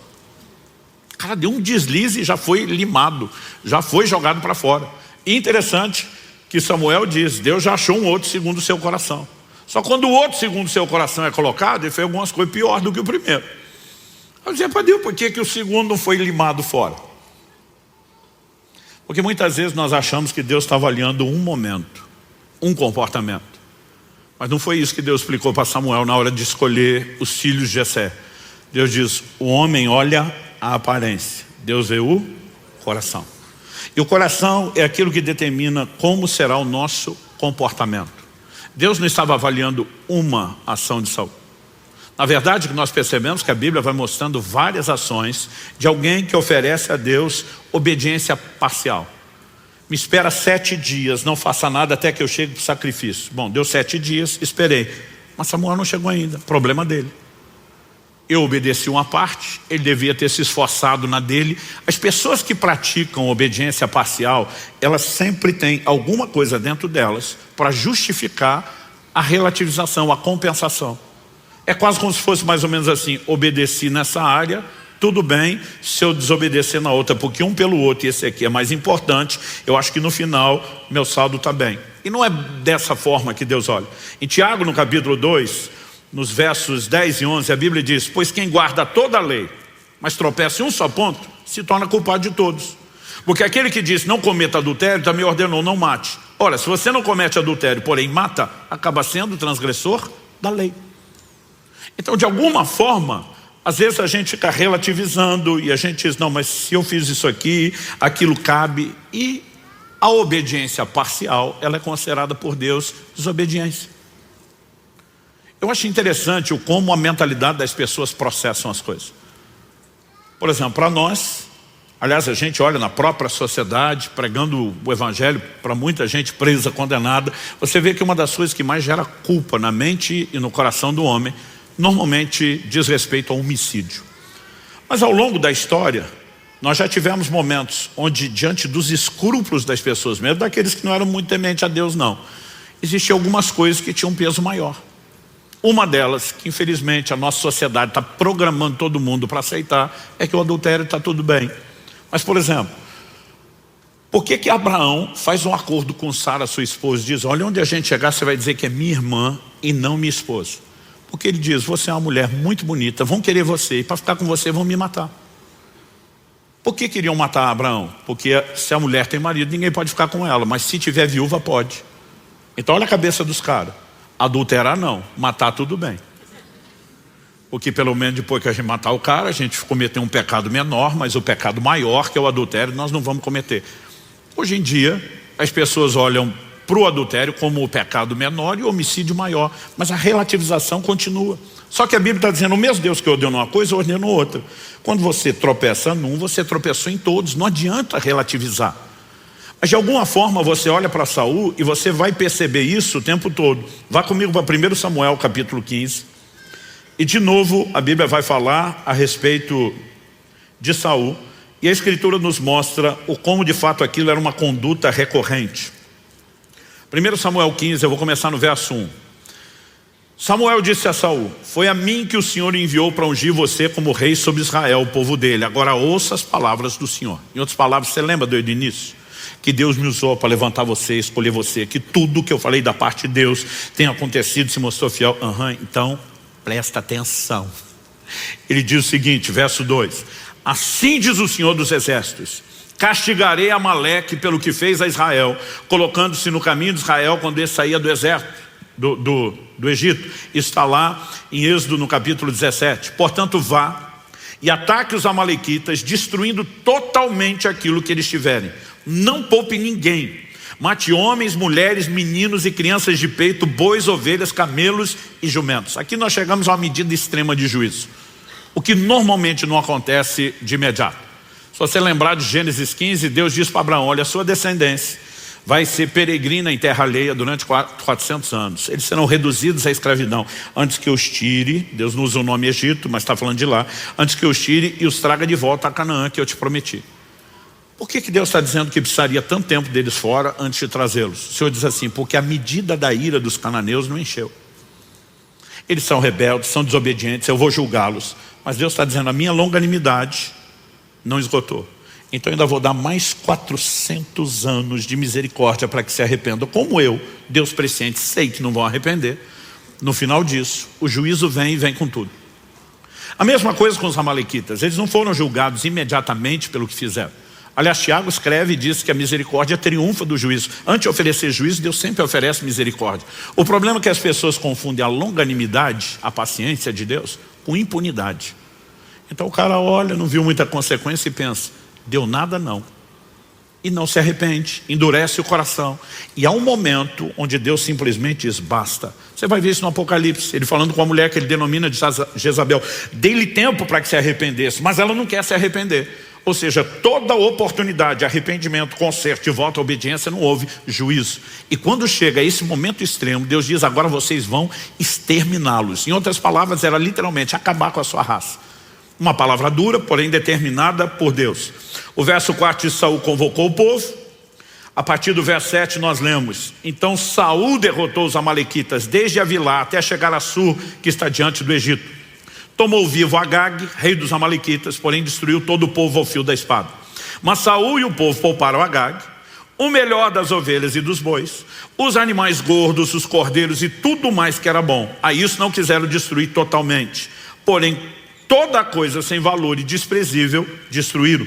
Então a palavra do Senhor, verso 10, veio a Samuel dizendo, lamento haver constituído Saul como rei, porque deixou de me seguir e não executou as minhas palavras. Então Samuel ficou triste e clamou ao Senhor durante toda a noite. Samuel madrugou para encontrar Saul pela manhã, mas anunciaram a Samuel, Saul já chegou ao Carmelo. Eis que levantou para si um monumento, depois dando a volta passou, desceu a Gilgal. Samuel encontrou Saul e este lhe disse, que você seja bendito do Senhor. Executei as palavras do Senhor. Cara de pau. Mas Samuel perguntou, então que balido de ovelhas é esse nos meus ouvidos e o mugir de bois que estou escutando? Saul respondeu, trouxeram isso dos amalequitas, porque o povo guardou o melhor das ovelhas e dos bois para o sacrificar ao Senhor seu Deus. O resto nós destruímos totalmente. Então Samuel disse a Saul, espere, vou declarar a você o que o Senhor me disse essa noite. Saul respondeu, fale. Samuel continuou, não é verdade que mesmo sendo pequeno aos seus próprios olhos, você foi colocado por cabeça das tribos de Israel? O Senhor o ungiu como rei de Israel. O Senhor o enviou a esse caminho e disse, vá e destrua totalmente esses pecadores, os amalequitas, e lute contra eles até exterminá-los. Por que então você não deu ouvidos à voz do Senhor, mas se lançou sobre o despojo e fez o que era mal aos olhos do Senhor? Então Saul disse a Samuel, pelo contrário, dei ouvidos à voz do Senhor e segui o caminho pelo qual o Senhor me enviou. Eu trouxe Agag, o rei de Amaleque, e destruí totalmente os amalequitas. Mas o povo pegou o despojo das ovelhas, dos bois, o melhor do que estava destinado à destruição, para oferecer ao Senhor, seu Deus, em Gilgal. Interessante essa expressão que aparece aqui, destinada à destruição, é a palavra hebraica Sherem. É a mesma usada quando Deus diz para Josué, quando vocês conquistarem Jericó, ninguém pegue nada, o ouro, o tesouro, a prata são consagrados a Deus, o resto Sherem. A palavra Sherem significa consagrado à destruição. Então muitas vezes é traduzido como condenado. É uma expressão difícil, mas é uma consagração que se faz a Deus, porém a destruição. E Deus tinha determinado que os amalequitas eram o quê? Sherem. Não tinha que pegar despojo, não era para desfilar com Acabe vivo, para tentar mostrar, era uma parte da cultura, humilhar o rei que foi conquistado. Então Saul precisava daquilo, mas ele desobedece a Deus em todos esses detalhes. Mas o pior é que o cara de pau fica dizendo, não, eu fiz o que Deus pediu. E essa aparente desobediência é só porque aqui nós temos motivos para honrar a Deus. Mas o que é honrar? Era pegar um animal bom e sacrificar e matar. Se matasse antes, não era a mesma coisa? Mas de alguma forma não era esse o interesse. Olha o que diz o verso 22. Porém Samuel disse, e aqui precisa chamar minha sua atenção, será que o Senhor tem mais prazer em holocaustos e sacrifícios do que no obedecer a sua palavra? Eis que obedecer é melhor do que o sacrificar, e ouvir melhor do que a gordura de carneiros. Nós lemos esse texto semana passada. Porque a rebelião é como o pecado da feitiçaria, e a obstinação é como a idolatria e o culto a ídolos do lar. Por você ter rejeitado a palavra do Senhor, também ele o rejeitou como rei. Os israelitas entendiam o forte zelo revelado de Deus contra toda idolatria e contra toda feitiçaria. Ele está dizendo, a rebelião é igualzinho. Da mesma forma que o feiticeiro se expõe à ação demoníaca, o rebelde e o desobediente também. Aliás, nós precisamos entender isso, que a nossa força ou autoridade contra o reino das trevas está atrelada à nossa disposição de obediência e sujeição a Deus. Tiago capítulo 4, você vai ler lá a declaração, sujeitai-vos portanto a Deus e resistir o diabo e ele fugirá de vós. Tem crente tentando praticar só o resistir o diabo, sem praticar o sujeitai-vos a Deus. Agora, você só pode exercer autoridade quando está submisso à autoridade. Aquele centurião romano que vem pedir que Jesus cure o seu servo, ele diz assim, eu sou um homem sujeito à autoridade e tenho homens debaixo da minha autoridade. Ou seja, falando na cadeia de comando do exército, ele está dizendo o seguinte, se eu sou major, tem coronel, né, tem generais, tem patentes acima de mim, eu sou sujeito a eles, mas eu também tenho gente debaixo de mim. Tem capitão, tem tenente, tem gente para obedecer minha voz de comando. E a minha capacidade de poder exercer a autoridade para baixo depende da minha sujeição à autoridade para cima. No reino de Deus não é diferente. A Bíblia diz, se você se sujeita a Deus, a autoridade maior, você pode expressar autoridade contra Satanás e o reino das trevas. Mas se não faz isso, não. E muitas vezes nós não percebemos o quão sério é. Você não só não pode resistir, como passará a ser resistido, tocado, atacado pelo reino das trevas quando está andando em obediência. Ainda que seja, andando em desobediência, ainda que seja parcial. Ao olhar para as escrituras, a gente percebe que demora para Saul admitir. Finalmente no verso 24 nós lemos, então Saul disse a Samuel, pequei, pois transgredi o mandamento do Senhor e as palavras que você falou, porque temi o povo e dei ouvidos à voz deles. No final das contas, todo desobediente sabe. Ele tenta se enganar, ele cria desculpas, mas lá no fundo ele sabe quais são as motivações. Então queria honrar a Deus coisa nenhuma. Ele está preocupado com a popularidade. Agora quem está mais preocupado com a sua popularidade, né, em ser aceito, com a sua reputação diante dos homens do que diante de Deus, não vai se dar bem com Deus. O apóstolo Paulo disse: se eu quisesse agradar homens, não seria servo de Cristo. Então uma escolha que eu e você precisamos fazer. Quando a mulher de Potifar está dando em cima de José, a Bíblia não diz que José a rejeitou porque ela não era o tipo dele. Ele diz: como cometeria eu tamanha maldade contra Deus? Aliás, quando você pensa um cara de posição como Potifar, posição social, riqueza e tudo, numa época em que casamento não acontecia por uma história meramente romântica, ele certamente tinha aquela dona do lado dele. Mas José está dizendo: eu não vou fazer algo contra Deus, eu estou mais preocupado em me dar bem com Deus do que com a senhora ou com qualquer pessoa aqui na terra. Sabe, algo precisa ser resolvido no nosso coração. Obediência é fruto de um entendimento. Nós estamos debaixo do senhorio de Cristo, Ele nos governa e ponto final. Isso não pode ser relativizado. Mas toda tentativa de uma obediência, né, parcial. Interessante que nesse momento, quando Saul peca e Samuel o confronta, ele diz: fica aqui comigo, me honra diante do povo. Ele está preocupado em manter a reputação. Ele não está nem aí que ele vai perder o reino, que Deus anunciou. Você não vê ele chorar, se humilhar. É a grande diferença de Davi. Ah, pastor, mas Davi também pecou e desobedeceu. É verdade, mas quando pecou, você vê no Salmo 51 ele dizer: contra ti, e contra ti somente eu pequei. Por que Davi abandona Jerusalém na revolta de Absalão? Ele dá um perdido no reino. Ele está agindo como quem diz: eu até mereço perder isso tudo, fui eu que quebrei o princípio, né? Mas de alguma forma o que você vê é que a preocupação de Davi era mais com a reputação diante de Deus do que diante dos homens. Mical, filha de Saul, que é de outra escola, critica ele quando ele está dançando diante do Senhor e diz: você não se portou como rei diante das pessoas. Davi está dizendo: eu estou lá preocupado com o que as pessoas acham, eu estou preocupado com o que ele pensa de mim. Então essa forma de pensar e lidar vai nos levar a decidir como é que nós vamos andar diante de Deus. E obediência parcial é desobediência, não tem outro nome. Ela é algo interesseiro, ela é algo egoísta. Então eu seleciono o que eu acho que me convém, eu adapto, né, aquilo que está de acordo com a minha vontade. Gente, Deus dá um comando para Elias quando Elias diz isso no ministério. Deus diz: ok, eu quero que você unja 3 pessoas. Isso está lá em 1 Reis 19:15. Você vai ungir Eliseu, filho de Safate, profeta em seu lugar. Você vai ungir Azael, rei da Síria. E você vai ungir Jeú, rei de Israel. O que o Elias fez? Foi lá e ungiu só Eliseu. Nunca ungiu os outros que Deus mandou. Porque basicamente ele está dizendo: o que eu quero é cair fora. O Senhor já falou quem é o substituto, eu unjo ele. Ele que resolve o problema. E quem teve que ungir os 2 reis foi Eliseu.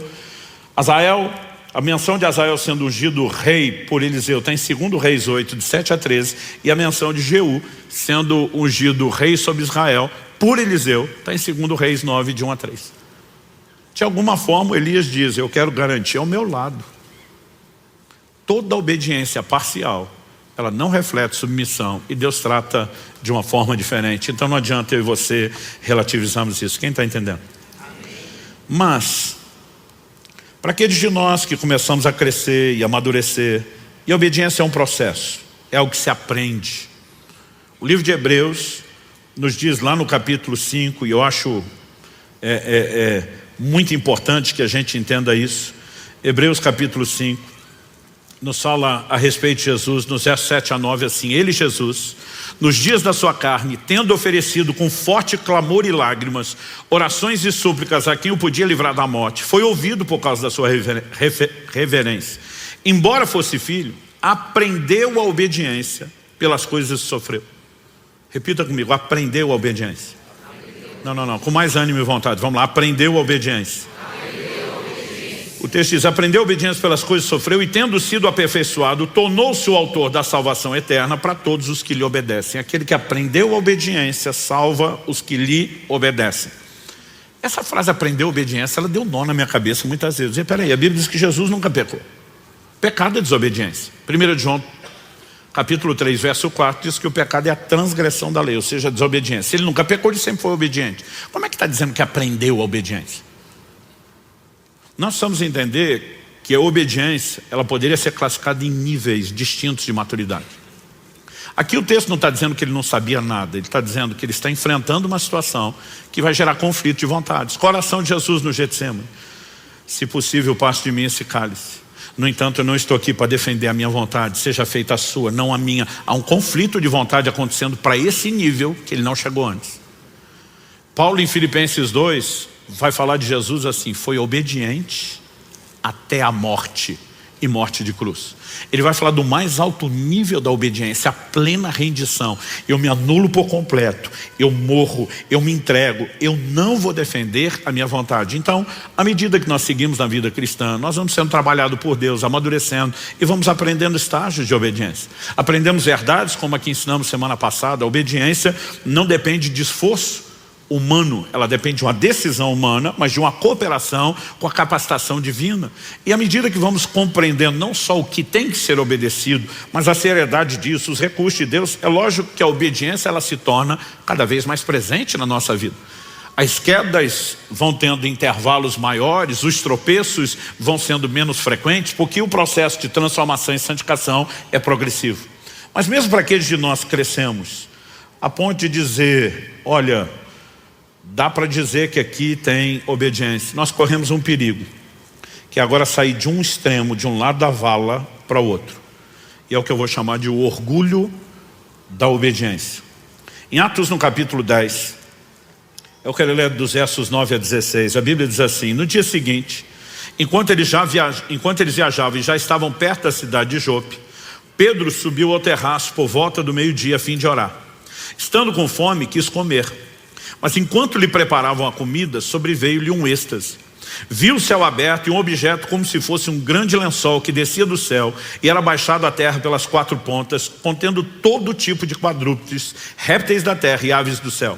E ouviu-se uma voz que se dirigia a ele: levante-se, Pedro, mate e coma. Mas Pedro respondeu: de modo nenhum, Senhor, porque nunca comi nada que fosse impuro ou imundo. Pela segunda vez a voz lhe falou: não considere impuro aquilo que Deus purificou. Isso aconteceu 3 vezes. E em seguida, aquele objeto foi levado de volta para o céu. O apóstolo Pedro está chegando em Jope, está com fome, a turma resolve preparar, a comida, o almoço, mas a Bíblia diz que ele sobe ao terraço. Por volta do meio-dia, o sol comendo solto, mas ele diz: vamos orar, vamos buscar Deus. Quando ele está no momento de oração, ele tem um êxtase. Alguns acreditam que isso é um arrebatamento de sentidos, Ele simplesmente desliga do natural e ele entra numa percepção do mundo espiritual. Um lençol vem sendo baixado do céu, segurado pelas 4 pontas, e quando o lençol é baixado, o que ele percebe é que ali tem todo tipo de animais, todos.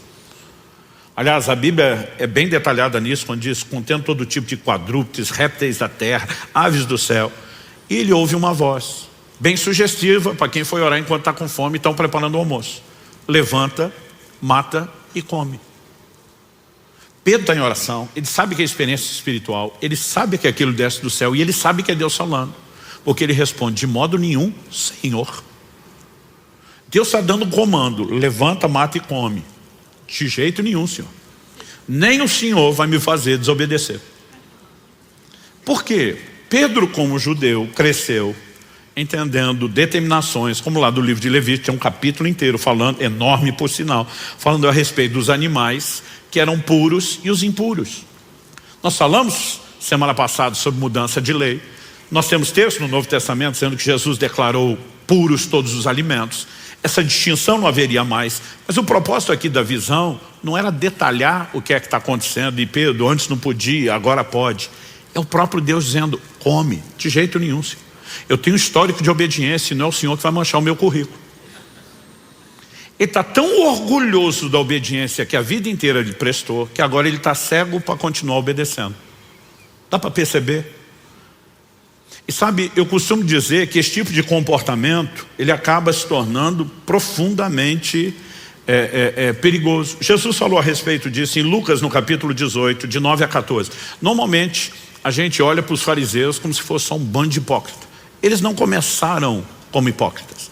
Eles começaram como um movimento zeloso de respeitar, obedecer a palavra, levar Deus a sério, e se perderam no processo.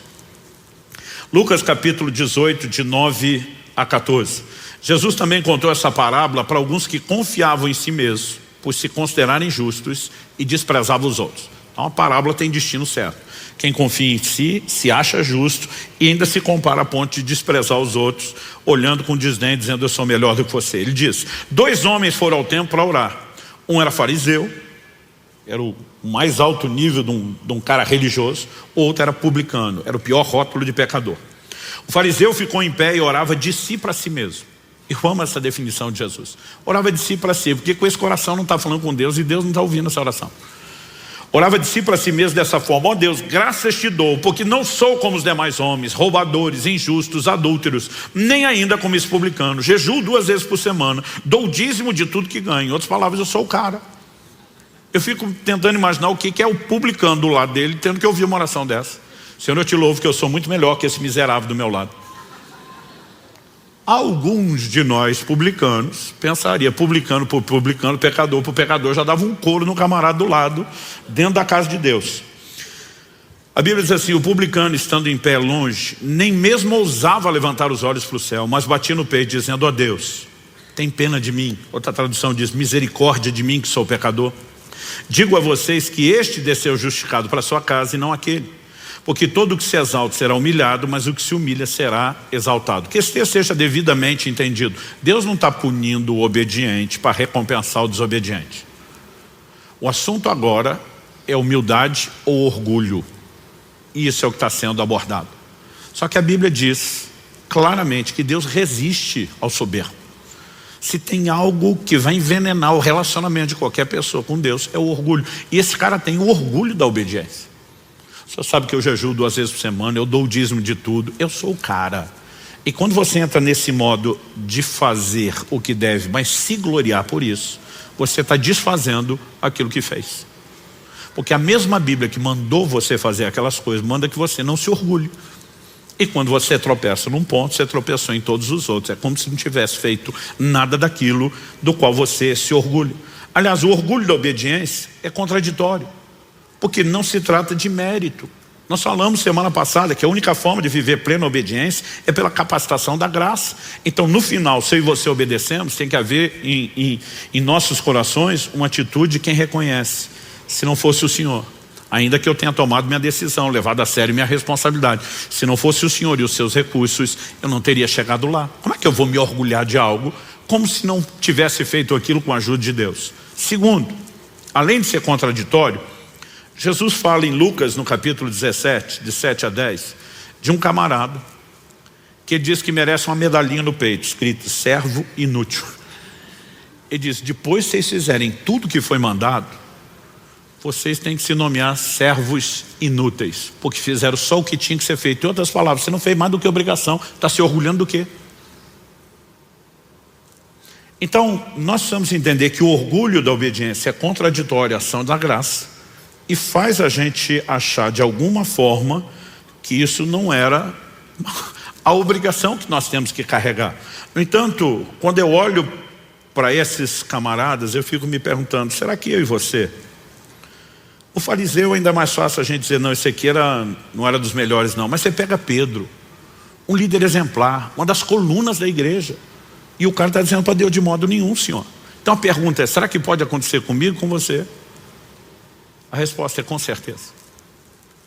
Alguns anos atrás eu tive uma experiência que me abriu a mente para perceber o quanto eu e você estamos vulneráveis a esse tipo de coisa.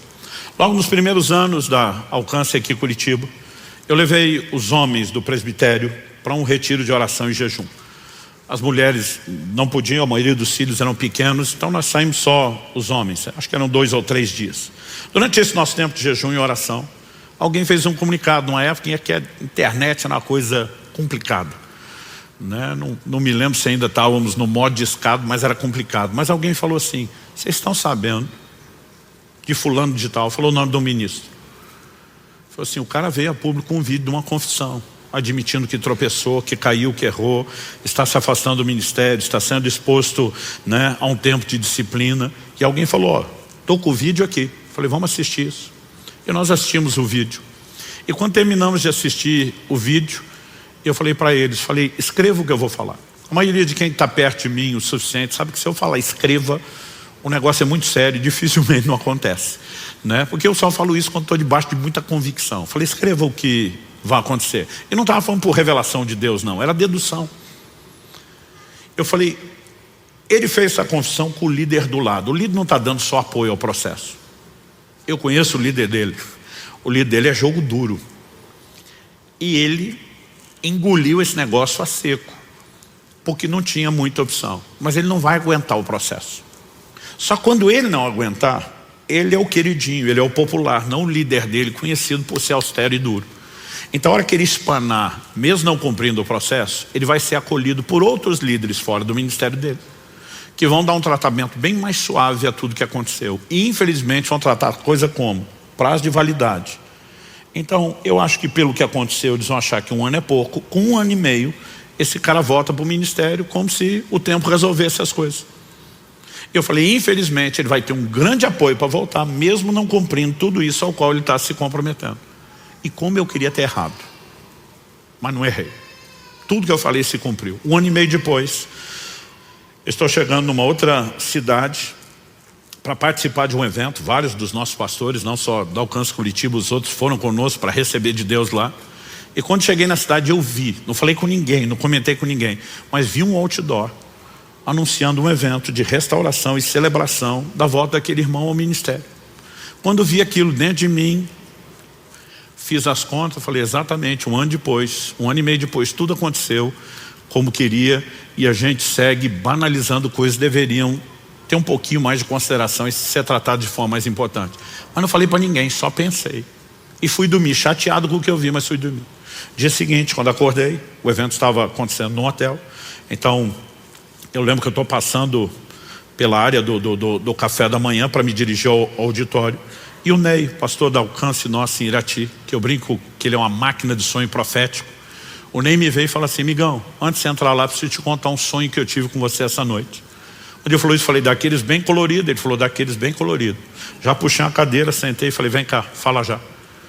Ele olha para mim sem saber de nada. Ele nunca teve na reunião de 1 ano e meio antes, que era só os pastores de Curitiba. Eu nunca mais falei isso com ninguém.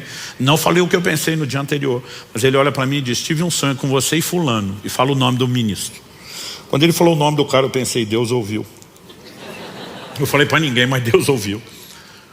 Aí diz, vocês estavam numa sala, não era uma sala de uma casa, de uma igreja, não sei definir, um ambiente um pouco mais amplo. E você estava tentando expulsar um demônio dele. Eu interrompi e falei, mas ele não estava endemoniado. Ele falou, todo mundo sabia que não, mas você tratava ele como se tivesse. Só isso já teria acabado comigo.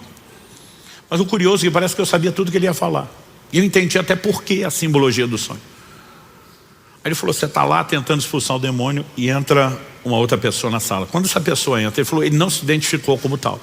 Mas pela minha experiência, pelo porte, pela glória, o semblante, eu te afirmaria que era um anjo de Deus. E quando ele entra, ele estende a mão na direção de vocês dois. A hora que ele estendeu a mão, como a gente vai quando vai orar para alguém, parece que vocês dois levaram um coice de um cavalo, foram jogados 2, 3 metros. Aí interrompi ele e falei, essa é a hora que o fulano some do sonho e fica só eu. Ele, como é que você sabe? Eu falei, não só fica só eu levanto do chão do jeito que eu caí, e a roupa está desarrumada, está suja, talvez até rasgada. Ele, como é que você sabe? Roupas da Bíblia falam da condição de alguém diante de Deus. Roupa suja, rasgada, meu amigo, é pecado, não tem outra coisa. E nessa hora eu pensei, o canhão virou para o meu lado. Ele disse que aquela pessoa que entrou na sala vira e comenta com ele, apontando para mim, e diz assim, ele é um homem de grande integridade. Mas quando faz da integridade dele um escudo de justiça própria, ele é tão pecador quanto qualquer outro. E eu não sabia onde enfiar a cara de vergonha. A única coisa que eu pensava, dizia, tomara que isso fique só entre eu e Deus. O Espírito Santo falou, de jeito nenhum. Isso aí você vai contar quando pregar sobre o assunto. Eu falei, minha vergonha tem que ser pública? Tem que ser pública. Eu pensei, tomara que eu não tenha que contar para o ministro. E Deus me disse, vai. Já tive algumas conversas com ele depois disso. Porque muitas vezes não adianta eu e você termos o compromisso com Deus, a obediência, e entrarmos no modo do orgulho da obediência. Isso é contraditório. Se não for, eu e você permanecemos quebrantados aos pés da cruz, dependendo dele continuamente, nós não vamos poder manter a obediência da qual a gente está se orgulhando como se fosse nós. Ela é uma decisão da nossa parte, é nossa responsabilidade, mas que não pode ser executada sem a ajuda de Deus.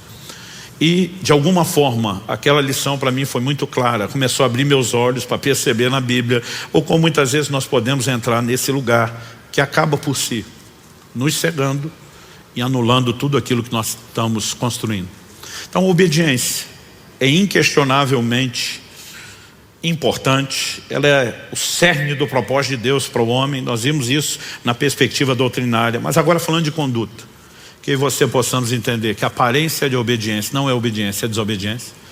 Que obediência parcial é desobediência. Mas que mesmo que a gente leve Deus a sério, não existe no final das contas motivo de orgulho se eu e você entendemos o lugar correto, que é onde devemos permanecer em plena dependência do Senhor. Aliás, eu e você precisamos entender que a obediência expressa, além de respeito, amor ao Senhor. Jesus diz: aquele que tem os meus mandamentos e os guarda, esse é o que me ama. E como diz 1 João 5,3, os seus mandamentos não são penosos ou pesados, porque nós não precisamos carregá-los sozinhos, não é fruto de esforço. Precisamos nos sujeitar à graça capacitadora. Mas o chamado não pode ser relativizado. Fomos chamados à obediência, e obediência total. E precisamos de tempos em tempos lembrar do nosso Senhor dizendo: por que é que vocês vão me chamar Senhor, se não fizerem aquilo que eu mando? Feche seus olhos, coloque-se em pé, para parecer que está acabando.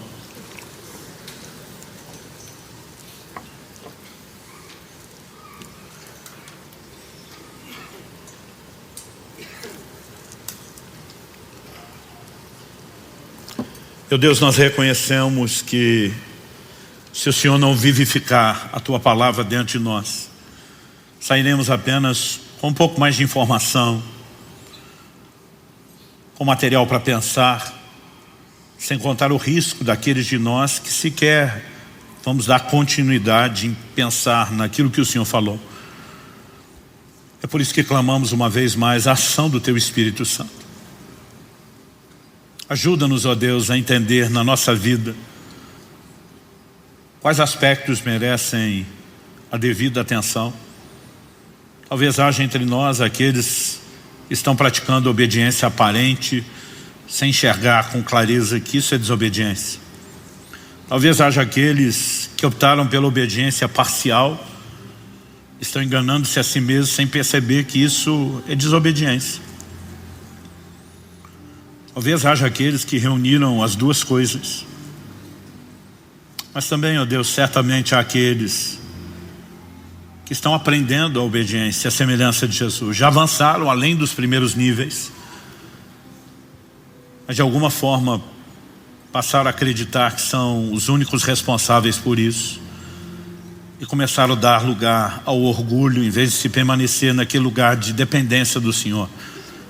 Isso estanca o fluxo dos seus recursos, impede-nos de continuar a dar a obediência que demos antes com a Tua ajuda, e nos coloca num lugar de reprovação.